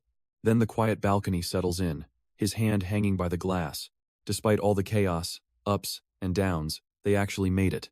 Dami and I, under that golden haze, still felt impossibly distant. Finally, she settled safely in Daejeon, while he just kept staring. But through this crisis, he met a nastier truth waiting ahead. Zombies still exist, so his promise got darker, louder, and personal. In the end, there was only one solution: wait for me. He swore nothing threatening Damus' life would ever be tolerated. Using Daejeon's shelter as base, had erase every zombie in South Korea. Daedeok Dam loomed next, because the real fight was already moving. Guards yelled the water level was safe, yet inflow kept surging. So they pushed lower anyway, ignoring the dam's future like amateurs. "Let's go inside the building," they yell, while Minhan's out there. Another voice snaps back, "Hey, it's dangerous," and Minhan knows it. Then he just freezes. Grinning like fear somehow became comedy. But the hesitation hits hard, and that smug act starts cracking. Suddenly the whole place detonates in blue-white force, flattening them, and one insane eye opens through the blast, stealing everyone's breath. So they scramble on the radio, begging someone, anyone, respond. "Alpha, Jiryong, this is serious, because the whole network is failing." 1 hour later, Daejeon's comms are dead, and panic gets ugly, meaning cities across Korea may already be swallowed by zombies. "Commander, they've got a serious problem," and the radio's screaming. Massive zombie hordes are converging toward Jiryong, then straight toward them. The commander snaps for orders, but the bunker already feels cornered. He freezes, then mutters. Commander-like panic suddenly became personal. The room demands all personnel immediately, while he grabs the radio, and he orders everyone underground, because above ground is basically a death wish. Another officer protests, but he calmly says that idea is a no-go. Since the whole world could explode, Korea's already effectively doomed anyway. Then someone yells back, begging Jiryong to respond, fast and stupidly hopeful, but the commander cuts it off, because no reply is coming. What? Is that true? Daejeon's signal got cut off instantly? So it's confirmed, a deployed unit signal, and everybody stiffens. "Alright, let's believe once more," he says, gripping the radio tighter. "This bunker's so sealed, not even rain gets in, supposedly, meaning zombies can't slip inside, unless reality decides to clown them. If we reclaim just one city, Korea can fight back again." Then his hand opens, and the tether hangs there, useless. "Huh?" he mutters, staring at that deadline in disbelief. Outside, something starts cracking, while his face finally goes pale, and below the noise, a swirling terror answers back, waking. That red eye stirs as the bunker's crackling terror keeps waking. Then 1 week after Daejeon's reconstruction, progress reports start sounding mighty smug, but the colonel's office gets hit with a delay, because of course it does. More than 2,000 people are moving, and nobody's prep is enough, so Hyori snaps back, cold as ever, while the bearded brute laughs, asking who gets persuaded. And what good that does when orders already fly, except one guy, he says, meaning the blonde monster everyone already knows. Then Hyori lands cleanly, and the room freezes when she's named. 45, 46, she says. Counting bodies like this is routine, while Miracle Man declares Damie is all that matters, and nothing else. "Whatever happens to the brigade," he says, coldly cutting himself out, while Damus' name hangs there, and Hyori's count lands at 47. Then another memory snaps in, 40-something. A child clutching flowers, like innocence got mugged, because someone's already saying she never trusted him. And honestly, fair enough? Hyori answers with a brutal throw, then lands, sweating, annoyed, and still undefeated. That only earns her the colonel's smug approval, while he insists she gets it. But he still thinks his idiots won't understand the warning. which is hilarious. So the radio crackles, confirming the colonel was right. As Rain hammers the device, 1 week ago, Daejeon was reclaimed, and everyone pretended victory meant safety. But the forces are thin, and Cha Peng Ho's brigade stays the kingdom's monster. If Daejeon's power fused with its infrastructure, it had become Korea's cornerstone. The colonel hears that warning and just stares, like, okay then. So he orders more time, promising every necessary preparation gets finished. Meanwhile, Rain hammers Gyeoryong as Shinji-woo receives the command. Jurong headquarters? Wade is really sending them there right now? The blonde man answers yes, dead calm, because of course he does. Back in Daejeon, he remembers arriving after the city's military power flopped. Because those monsters were only Eater class, ugly enough to ruin confidence. Yet even then, Shinji-woo's command shoved them back without mercy. Years later, in reclaimed Dunsan, heart-level top control file surfaces, south of Daejeon, Gyeoryong headquarters, underground, where secrets keep breathing. High-performance military assets were hidden, because apparently the world deserved ignorance. Once secured, Daejeon hardened, and even monster outbreaks got suppressed. But now there's no time to wait. So he says move faster. Rain lashes Shinji-woo, whose stare says delay is for amateurs. He warns another variable could emerge, so Daejeon needs protection. Then Blue Hawk soldiers appear, armored up and waiting in formation. Second Lieutenant Eom Young-hyun stands first, all steel and zero hesitation. Beside him, First Lieutenant Han Tani stays silent, equally lethal. And Mirage, trusted by 2 of 10, gets the mission. These were soldiers who resisted Baek Do-hyun and got jailed underground. Even Baek spared them. Because loyal troops die for orders. Apparently, so he trusts them for Gyeoryong's underground path. A lovely nightmare. Ready? He asks. While Blue Hawk holds formation in the rain. Their eyes lock, and both masked killers answer with icy silence. Then Baek says, move, toward Daejeon's heart, no hesitation allowed. Lightning tears down as the convoy surges forward through the storm. The armed guards march behind him, while he leads with smug confidence. Water explodes below, as something massive starts roaring underground. And inside that rattling space, the whole mission suddenly feels alive. That eerie thunk hits as a corpse-like suit slumps in the blue-lit room.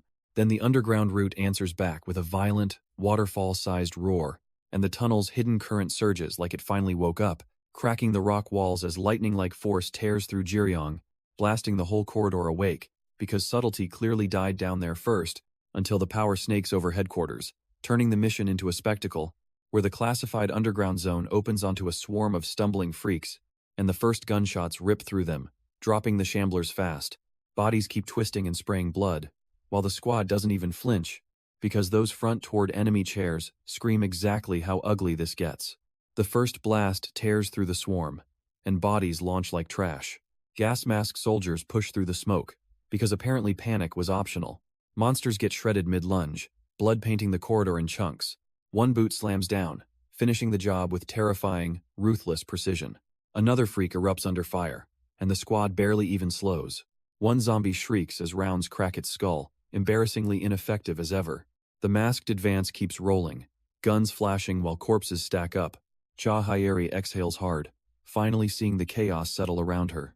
Then Miracle Man says the underground is real, and the coordination held. She stares back, sweating. Because yeah, he actually deserves the praise. Though the corridor is a massacre, he still sneers. You're nowhere near him. Vice Mayor Ryu Minsuk gets named, that smug legend of Daejeon's collapse. Seeing him firsthand, the man's power is ridiculous, and everybody knows it. Even so, he just smiles, like this little apocalypse is beneath him. Hyeri blinks, sweat on her face, realizing the Miracle Man is the real deal. When they mention escorting him, the bald guy panics, but Miracle Man declines. He calmly says she's already helped enough, so hell move from here alone. Then he admits he can't do this alone, because the sector is K-57. The route must be crossed to reach the military weapons facility ahead. But the door opens, and 2 eaters ambush them, proving this place hates peace. Northern rear sector, a cramped auxiliary room, and nobody's smiling here. 3 soldiers freeze up as the breach already smells like trouble. Inside it, 11 bodies were found. Dead not long ago. Uninfected corpses, which is honestly worse, because something cleaned house. They endured a year in darkness, yet still failed to escape. Miracle Man shrugs off the classified zone, casually knowing the passcode. Then he warns the eaters will ambush them the moment it opens. The underground was only the beginning, and the hallway starts moving. One soldier stands alone in the void, bracing for what's next, while another stares ahead, realizing this mission is already cursed. That's not an eater, they blurt, spotting survivors in the dark. So yeah, the vice mayor's big prediction just got embarrassed. One blonde tracker freezes beside them, already sensing trouble ahead, while the gas mask guy stares back, too late to relax. Then the darkness births soldiers, and something starts claiming them. Bodies twist in the void, because this place loves overkill. And suddenly a colossal monster erupts, making everyone regret breathing. The hooded fighter braces below it, muttering, "But that eater." Rear contact confirmed, as two masked men sprint toward the chaos. Something's different about it, and that's exactly the scary part. That maw opens wide, and the squad instantly learns fear. Gas mask rookie panics. What is that? Like genius helped at all.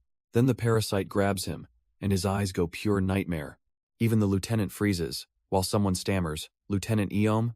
And the creature keeps bursting bodies open, like subtlety offended it. Eom barely survives the ambush, muttering one miserable, "Eom." The others yell for him again, as the monster keeps closing. Miracle Man snatches the falling hand, then drags his opponent mid-air. The blonde tracker lands hard, beside soldiers butchered by the abyss, because this parasite devours hosts, then wears them like stolen clothes. Its reproduction rate is absurd, and that monster goes feral instantly, devouring every survivor nearby, because subtlety clearly died first. So Miracle Man snaps, focus Ryu Minchoke, before this mess spreads, and under no circumstances can that creature escape underground. Because if it reaches Daejeon, yeah, everyone's cooked. Rain hammers the city as its trail slashes through parks, while training shifts hard to shooting practice, no dramatic mercy. His grouping already improved since morning, which is almost suspicious, but his sideways drift still sucks, so enhancement training gets cued. And then they ask, "Understood, Miss Dami?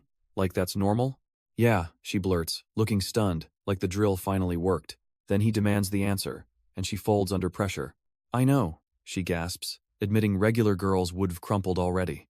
But she says only her dad kept her breathing through this madness. Rain-soaked and stubborn, he answers he won't become dead weight. So she begs the captain to train her, not babysit her. 5 days later, that intensity still hasn't broken her, somehow. She's holding up shockingly well, while everyone else would have tapped out. Miracle Man smirks, noting her bloodline and willpower don't lie. Until the mayor screams emergencies, and then everyone snaps, not zombies. Daecheong Dam's been destroyed, and the sergeant's practically screaming. While rain lashes down, they confirm all staff are dead. Supposedly. Then the damage report gets weird, because the flow won't stay normal. Based on predicted paths, Nonsan should flood first, but it's changing, the current's rerouting toward Jurong Stream, like it's thinking for itself. And now, it's heading for Gyeorong headquarters, smashing everything in its path. Meanwhile, the blonde monster just grins, asking, "Can you kill me?" The dark-haired brute freezes, staring at him like that's somehow illegal. But the answer back is just a blunt, "What?" from above. And yeah, this meeting is already going exactly as badly as promised. Ever since I woke in this bizarre body, one question haunted me. Can I truly die? And after Baekdohyun, I finally knew. The answer was the simplest, ugliest one, kill me. Over and over. So the black-haired officer panicked, screaming for an emergency alert, and instantly ordered every department to rescue Jurong base personnel, but the rain-soaked commander snapped back. No time, no manpower, report anomalies. So the motorcycle thundered out, while he saluted like obedience fixed everything, because repeated killing only works in short bursts, not recovery gaps, and the blonde freak just smirked, calling it the easiest method. Then the flood turned monstrous, as enclosed water meant one word: asphyxiation. If that happens, he grins like, "At last," then vows death, and the corridor becomes a nightmare, parasites bursting everywhere in chaos. But Han's blade work stays clean, carving through them without hesitation. So the blonde psycho actually praises him, then asks what's next. He answers with cold analysis, naming the parasite's weak outer shell. Then the briefing drops Gyeorong base, southeast sector, end of corridor G1. "If I'm right," he mutters, spotting the route through the alarm. There it is, the sealed G1 door, finally matching his memory.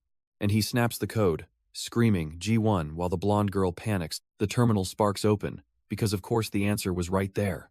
Initiating G1 bunker access, he screams the code while the scanner whirs. Emergency protocol verified, and the sealed door finally groans open. Then the corridor darkens, as something inside drips its disgusting welcome. That parasite lunges through the gap, ugly enough to offend the dead. Blonde Psycho gets splattered red, landing hard like confidence was optional. But he's already firing back, shredding the abomination mid-fall, clean and ruthless. Huh, the creature's gone, leaving him panting over the butchered floor. Vice Mayor, huh, and he still has no clue where they are.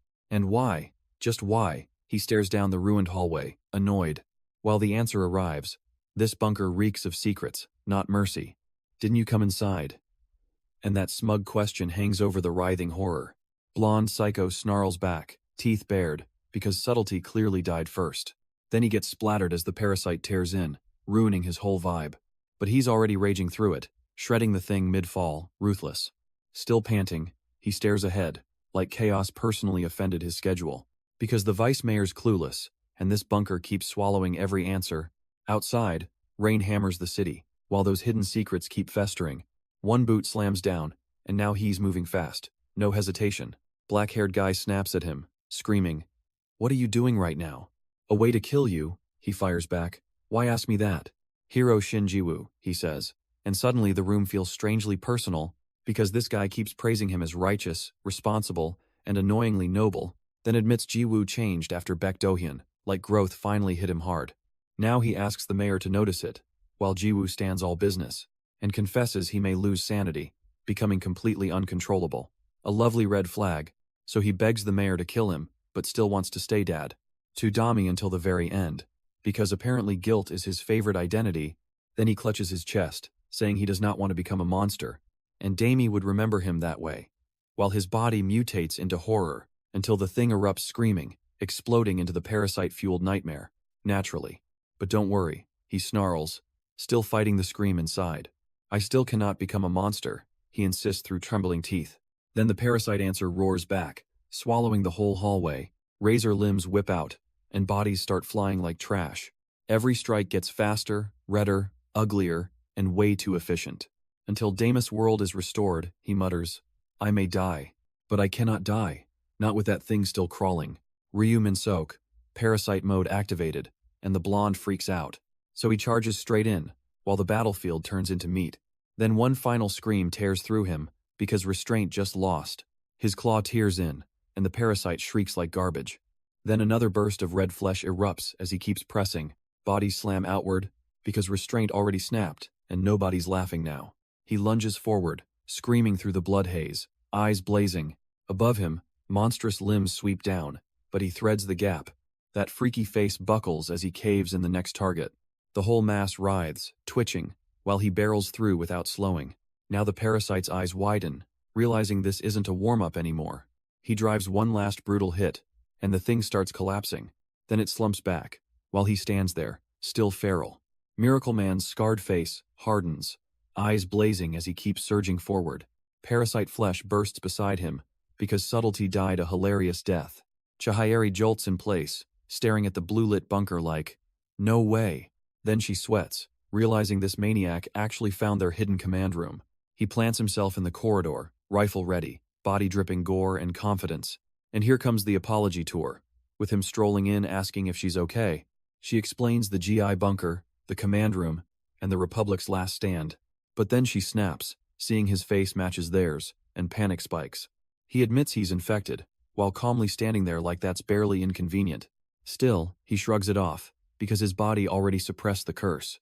You already know, because this freak's curse keeps mutating, somehow. But Hire is staring like, wow, he actually survived that nonsense.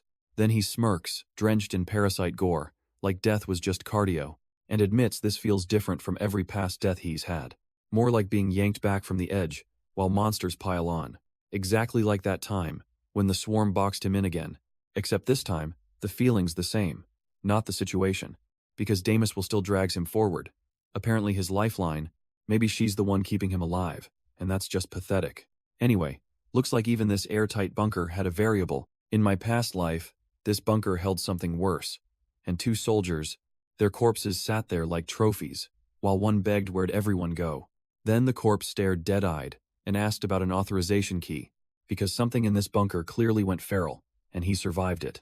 A hanging tag swung nearby, screaming the answer like a bad joke. That is, he muttered, realizing this wasn't ordinary clearance nonsense. Jeryongdae housed a Class 1 underground zone, sealed like military royalty. And deeper down, past the narrow corridor, waited the red door. The documents named it Pluto's Gate, because subtlety was apparently dead. A top-tier restricted zone, where only one person could even enter. Major General Kwok Sungchul, the infection response boss, stands there like a disaster's mascot, but even he couldn't stop the catastrophe, or the guilt crushing him.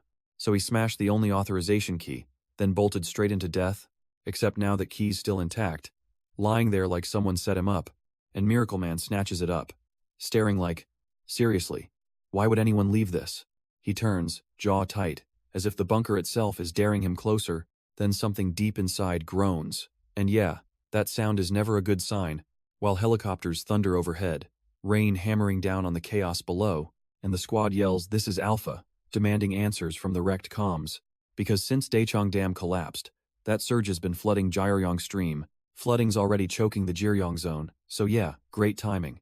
Alpha keeps screaming for answers while Rain pounds the bunker crisis. Then Miracle Man freezes, because that body says, wait, something's off. He shrugs it off, claiming it was just imagination. Sure, buddy. But Shahayeri spots scratch marks, and that smug confidence starts wobbling. Under the desk, she finds knife-carved numbers, not exactly random graffiti. Miracle Man reads the first string, then spots another 13-digit mess. Wow. A new variable, he mutters, and honestly, even he sounds annoyed. He studies the scratched code, asking what it means, because mystery. Then he decides they've seen enough of this bunker, moving out. Neither, she blurts out, sorry, already sounding way too tense. Then he says they're going deeper underground, to the lower level. Miracle Man spots scars below, and yep, something's definitely there. Down there, tech can strengthen Daejeon, and a key might restore Korea, but he warns it could get even more dangerous, because of course, they might go through something worse than before, terrifyingly enough. So he asks Lieutenant Han to come with him. All business. She answers as a loyal soldier. Protecting Daejeon is her job. And since she chose him, she'll follow no matter what. Miracle Man smirks, already dragging this disaster toward the next floor. Good, then let's go, he says, smiling through that mangled mess. And Hayeri stands there, rifle ready, still following his lead. Below, the bunker walls crack open, hiding something nobody's admitting. Then that eerie red eye stares back, like trouble with ambitions. Outside, rain pounds the city, as a soldier reports in. Lieutenant Park freezes, hearing Daejeon's situation, and yep, it's bad. He stares in silence, because optimism clearly died somewhere else. Then he asks the power situation. All business, no mercy. The answer lands ugly. The shelter runs on Daecheongdam. 1 hour tops. Then the whole city gets blackout zoned. Rain lashes down as he listens, expression flat, already thinking ahead. Then the soldier snaps, Lieutenant Park, and gets the sharp reply, yes. Orders hit hard, evacuate civilians upward, and ration power to essentials. Next comes Kim Moonsik's name, because apparently only he can fix disasters. Move it now, they bark, demanding the survivors be relocated immediately. The sergeant stiffens, reporting Moonsik will handle surviving evacuees at Exhibit Hall. Miracle Man cuts in, deadly calm, saying he understands the stakes perfectly. But if there's still a chance, he won't abandon his men. He even names Ryu Minsok, the one Daejeon absolutely needs alive. Then he pins it down. Exactly 30 minutes, or they're doomed. Miracle Man hangs in the chopper, and swears he'll return without delay, so they scream for Ryu Minsok, while rain tears the sky apart. Then the team slips into an old corridor, grim and dead quiet, past a single rusted red iron door, already begging for trouble.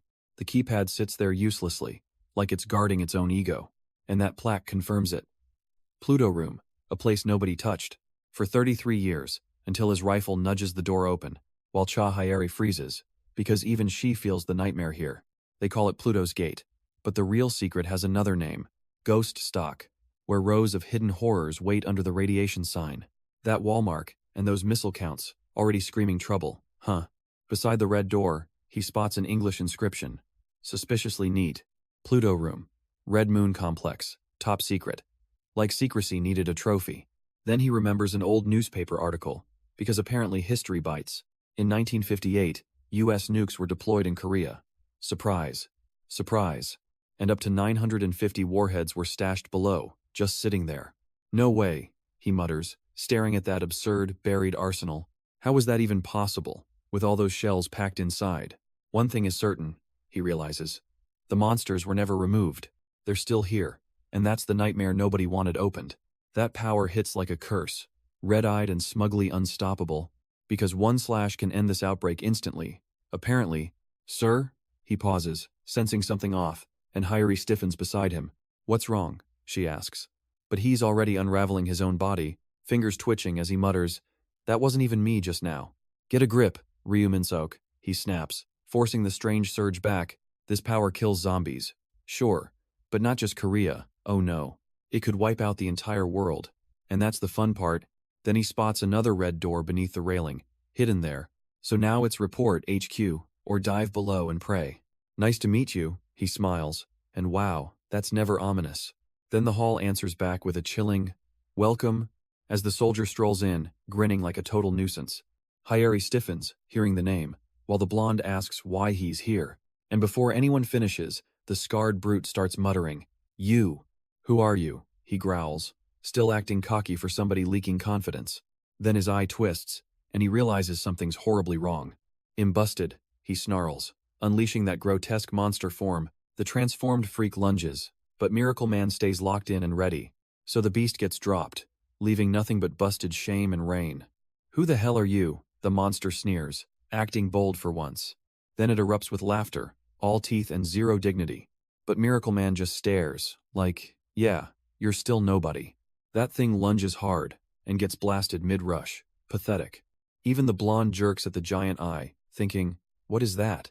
Because this isn't the second one since Baek Dohyun, apparently. A creature like this was never in his old life, and fighting it here, in another space, is way too dangerous. Cha Hyeri reels as the blonde slams the freak into chaos. Then somebody screams jump down, while that monster keeps coming. Yes, he blurts it out, while Miracle Man just keeps sizing him up. Then the blonde launches in, and gets flung back like trash, but he plants himself, catching the monster's claws head-on. Another savage hit lands, and that freak finally starts to crack. He slips in close, bloodied but smug, because survival's apparently a hobby. What? Curious? Not knowing anything at all, the monster mocks, strolling forward. Then it grins wider, asking if he wants to hear it. Ryuman Siak, you fool, it sneers. Like that's supposed to be deep. Shall I tell you? It laughs, looming over him with those twisted faces. Shall I tell you? Again, because apparently this clown loves repetition. A creature that keeps its reason, something I've never seen before. And worse, it knows me too, which is honestly annoying. So it spits. You while dragging out the accusation, then snarls, me? You? Like he's suddenly the confused one. Next he cackles, ha hiengal hawk, and blasts out Pukaka confinement. Because apparently this clown thinks shouting makes him smarter. Then he boasts, he says I followed him, like that's a flex. But the bunker hit lands, and our blonde monster just keeps standing there. The floor splits open, yet one red eye still watches from below. Then darkness swallows everything, except that creepy eye glaring back. It's all my work, he crows, grinning with that nightmare third eye. And you know nothing, fool, they say Ryu Minsok's clueless. Then Yaramlam and Kyahat explode.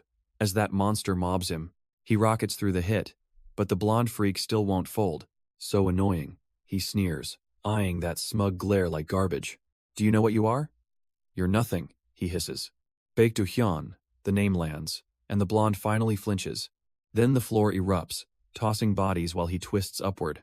Baek Dohyun? He mutters, staring after the blur, rattled now. Key hit. God's proxy? Fool. You're just a toy, they mock. Right, a toy. Her toy too, and that's their big insult. But Ryu Minseok's still effective, so the smug clowns keep screaming. Trash, they howl. Piling on like courage means anything. Yet he soars through them, and they panic over Baek Dohyun. Ryu Minsok is effective, they insist, like that's some insult. No. She hates him terribly. Like a villainous tantrum in rain. I can't understand everything this thing is saying, but he's listening. However, one thing becomes clear. The question hardens into certainty. Baek Dohyun, the blonde proxy stands there, calm and unreadable. Me, he says. Because this monster finally found the answer. The zombie outbreak turns into a massacre, bodies piled high in crimson chaos, and the so-called mastermind, she, finally gets named, all glowing smug, while Miracle Man smirks, asking if that's really the answer. Wow. Because unlike Baek Dohyun, this thing wasn't meant to obey. So he presses the question harder, demanding where she is. And the grotesque guardian just stands there, one eye blazing. Then it erupts into laughter, mocking him as a complete fool, calling him trash, daring him to go that far. Seriously. But Miracle Man just grins and asks what happens next, and the monster answers, "Here," like the worst possible flex. He stands there shredded open, yet somehow still smirking through the blood. "What?" he answers, as if this horror was somehow surprising. "Wow." Then that cursed thing grins and boasts, "I saw it, like a creep. When you first saw this place," it drags on, savoring the humiliation. Miracle Man only tilts his head, smiling sideways at the monster's little performance. But the thing's heartbeat keeps hammering, thump, thump, as it leans in closer. "You were excited, right?" it taunts, sniffing out his dangerous curiosity. "You want to use it, right?" And suddenly its grin turns nuclear. Then Chahayeri storms in yelling, while Miracle Man freezes, utterly blindsided. So she hurls the gear, and the whole room explodes into flying metal. Blonde and snarling, Miracle Man finally drops the smug act, tension cracking. Then the cursed red gate looms. With that thing rushing him, its rotten face jerks closer, yapping ESR like a genius. Wow. But Chahayeri's gear blast slams through, scattering metal everywhere, instantly. He spins toward the red ESR door, where the stash waits. And that explosive storage room sign? Yeah, that's the nightmare jackpot. Grenades and canisters fly loose, tumbling like somebody begged for chaos. The monster's eyes bulge as the first detonations chew into him. Miracle Man roars back, blood and fury flooding his face at once. Then the brute folds under the barrage, and the red rain ends. The beast's eye convulses red, and that nasty nickname lands, while its body still shreds apart under Chahayeri's brutal barrage. Grenades and canisters keep exploding, turning the corridor into confetti, and every blast flings the monster's limbs like trash, seriously. Then it drops to its knees, smoking, barely holding together, as Miracle Man huffs blood and rage, still refusing to fold. Minseok doesn't know anything. The Watcher purrs, sickeningly calm. "Don't waver, Ryu Minseok," he hisses, trying to rattle him. But Miracle Man's heart's going wild anyway, mocking the nonsense, of course, until Chahayeri charges in yelling, "Vice Mayor!" and decks him. Chahayeri catches him kneeling, yelling, "Vice Mayor!" while the brute staggers. Then the weird mushroom canisters bloom, and he blurts, "Please, I need a favor." The corridor erupts, forcing them back as he growls, "Don't go, Minseok." And his guilt keeps echoing, "Don't go, Minseok, play with me more." Because every blast leaves that monster's body melting, yet still talking somehow. Then he spits, "I have more to give you," like that's normal. Blue power detonates overhead, turning the hallway into a flooded disaster. So he begs again, "Stay with me." While the floor keeps shaking, Chahayeris right behind him, staring as his face twists into feral resolve. And he roars, "Let's play more," charging straight into the surge. The water current isn't leaking, it's weaponized pressure, flooding him hard, because the whole surface is already submerged, rushing in at once. And there's no way to dodge this current without getting dragged under. Then Chahayeri snaps, "Lieutenant Han, hold your breath," like she's casually saving lives. He gasps, nasty and half-melted, while she stares like, yes, obvious panic. Still, the blue surge explodes wider, swallowing the corridor in roaring chaos. So he lunges forward, one arm out, trying to outrun disaster. But the classified underground is deeper than the lower levels. Idiot. One hesitation here, and they're trapped, so escape instantly or die. Just a little more, and that insane current might finally break through. Just a little more, and the surge slams them upward in chaos.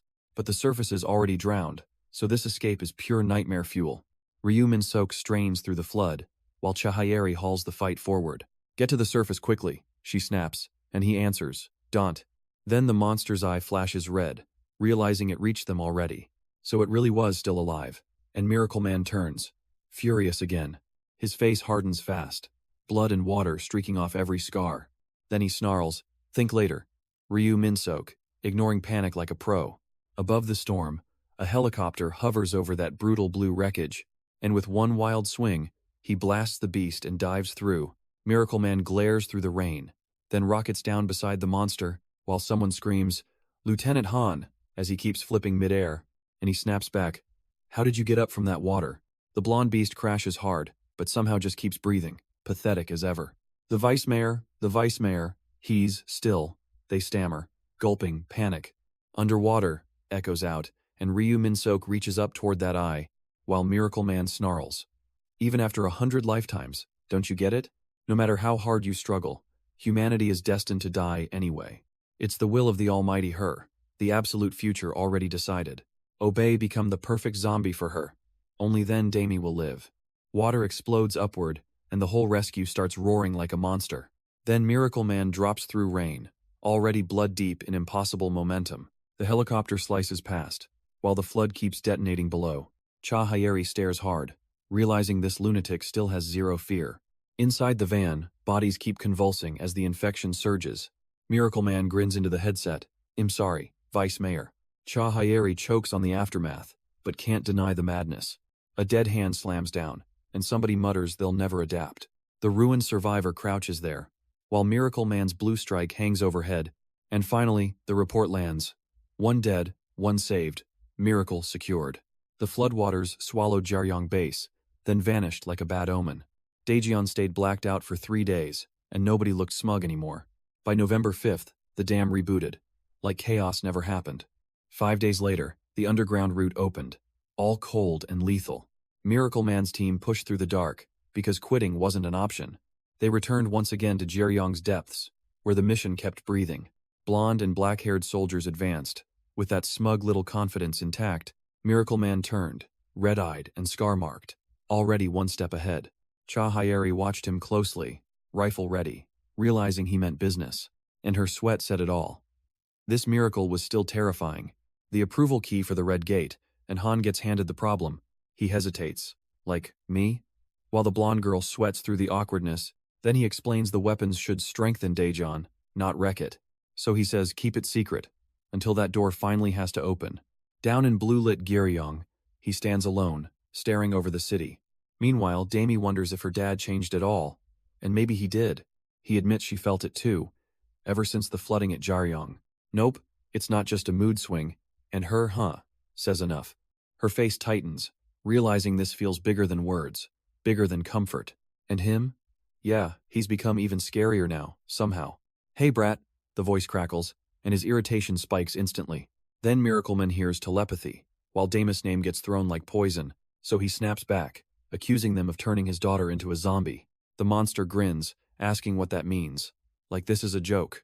But Miracleman's already boiling, demanding answers and dragging the truth forward. He says hell find her, and when he does, then comes the ugly part. Hell make the one who created this defective trash suffer enough pain. Then hell rip them apart, teeth bared, fists clenched, no mercy left. To curse her own creation, and devour her whole. That's the promise. Even the raging current won't stop him from crashing into that red eye.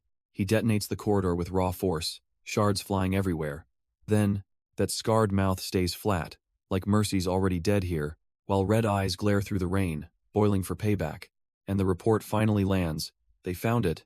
No surprise, because those bunker numbers turned into exact coordinates, easy enough, from knife-scratched scraps in the control room. Tragically effective, so he cuts in, where is this location, now? And the answer comes back. Republic of Korea, Olympic Row, Songpa-gu. His stare hardens at Seoul, the place those numbers pointed to, then the whole world goes blood red, like a slaughter just started.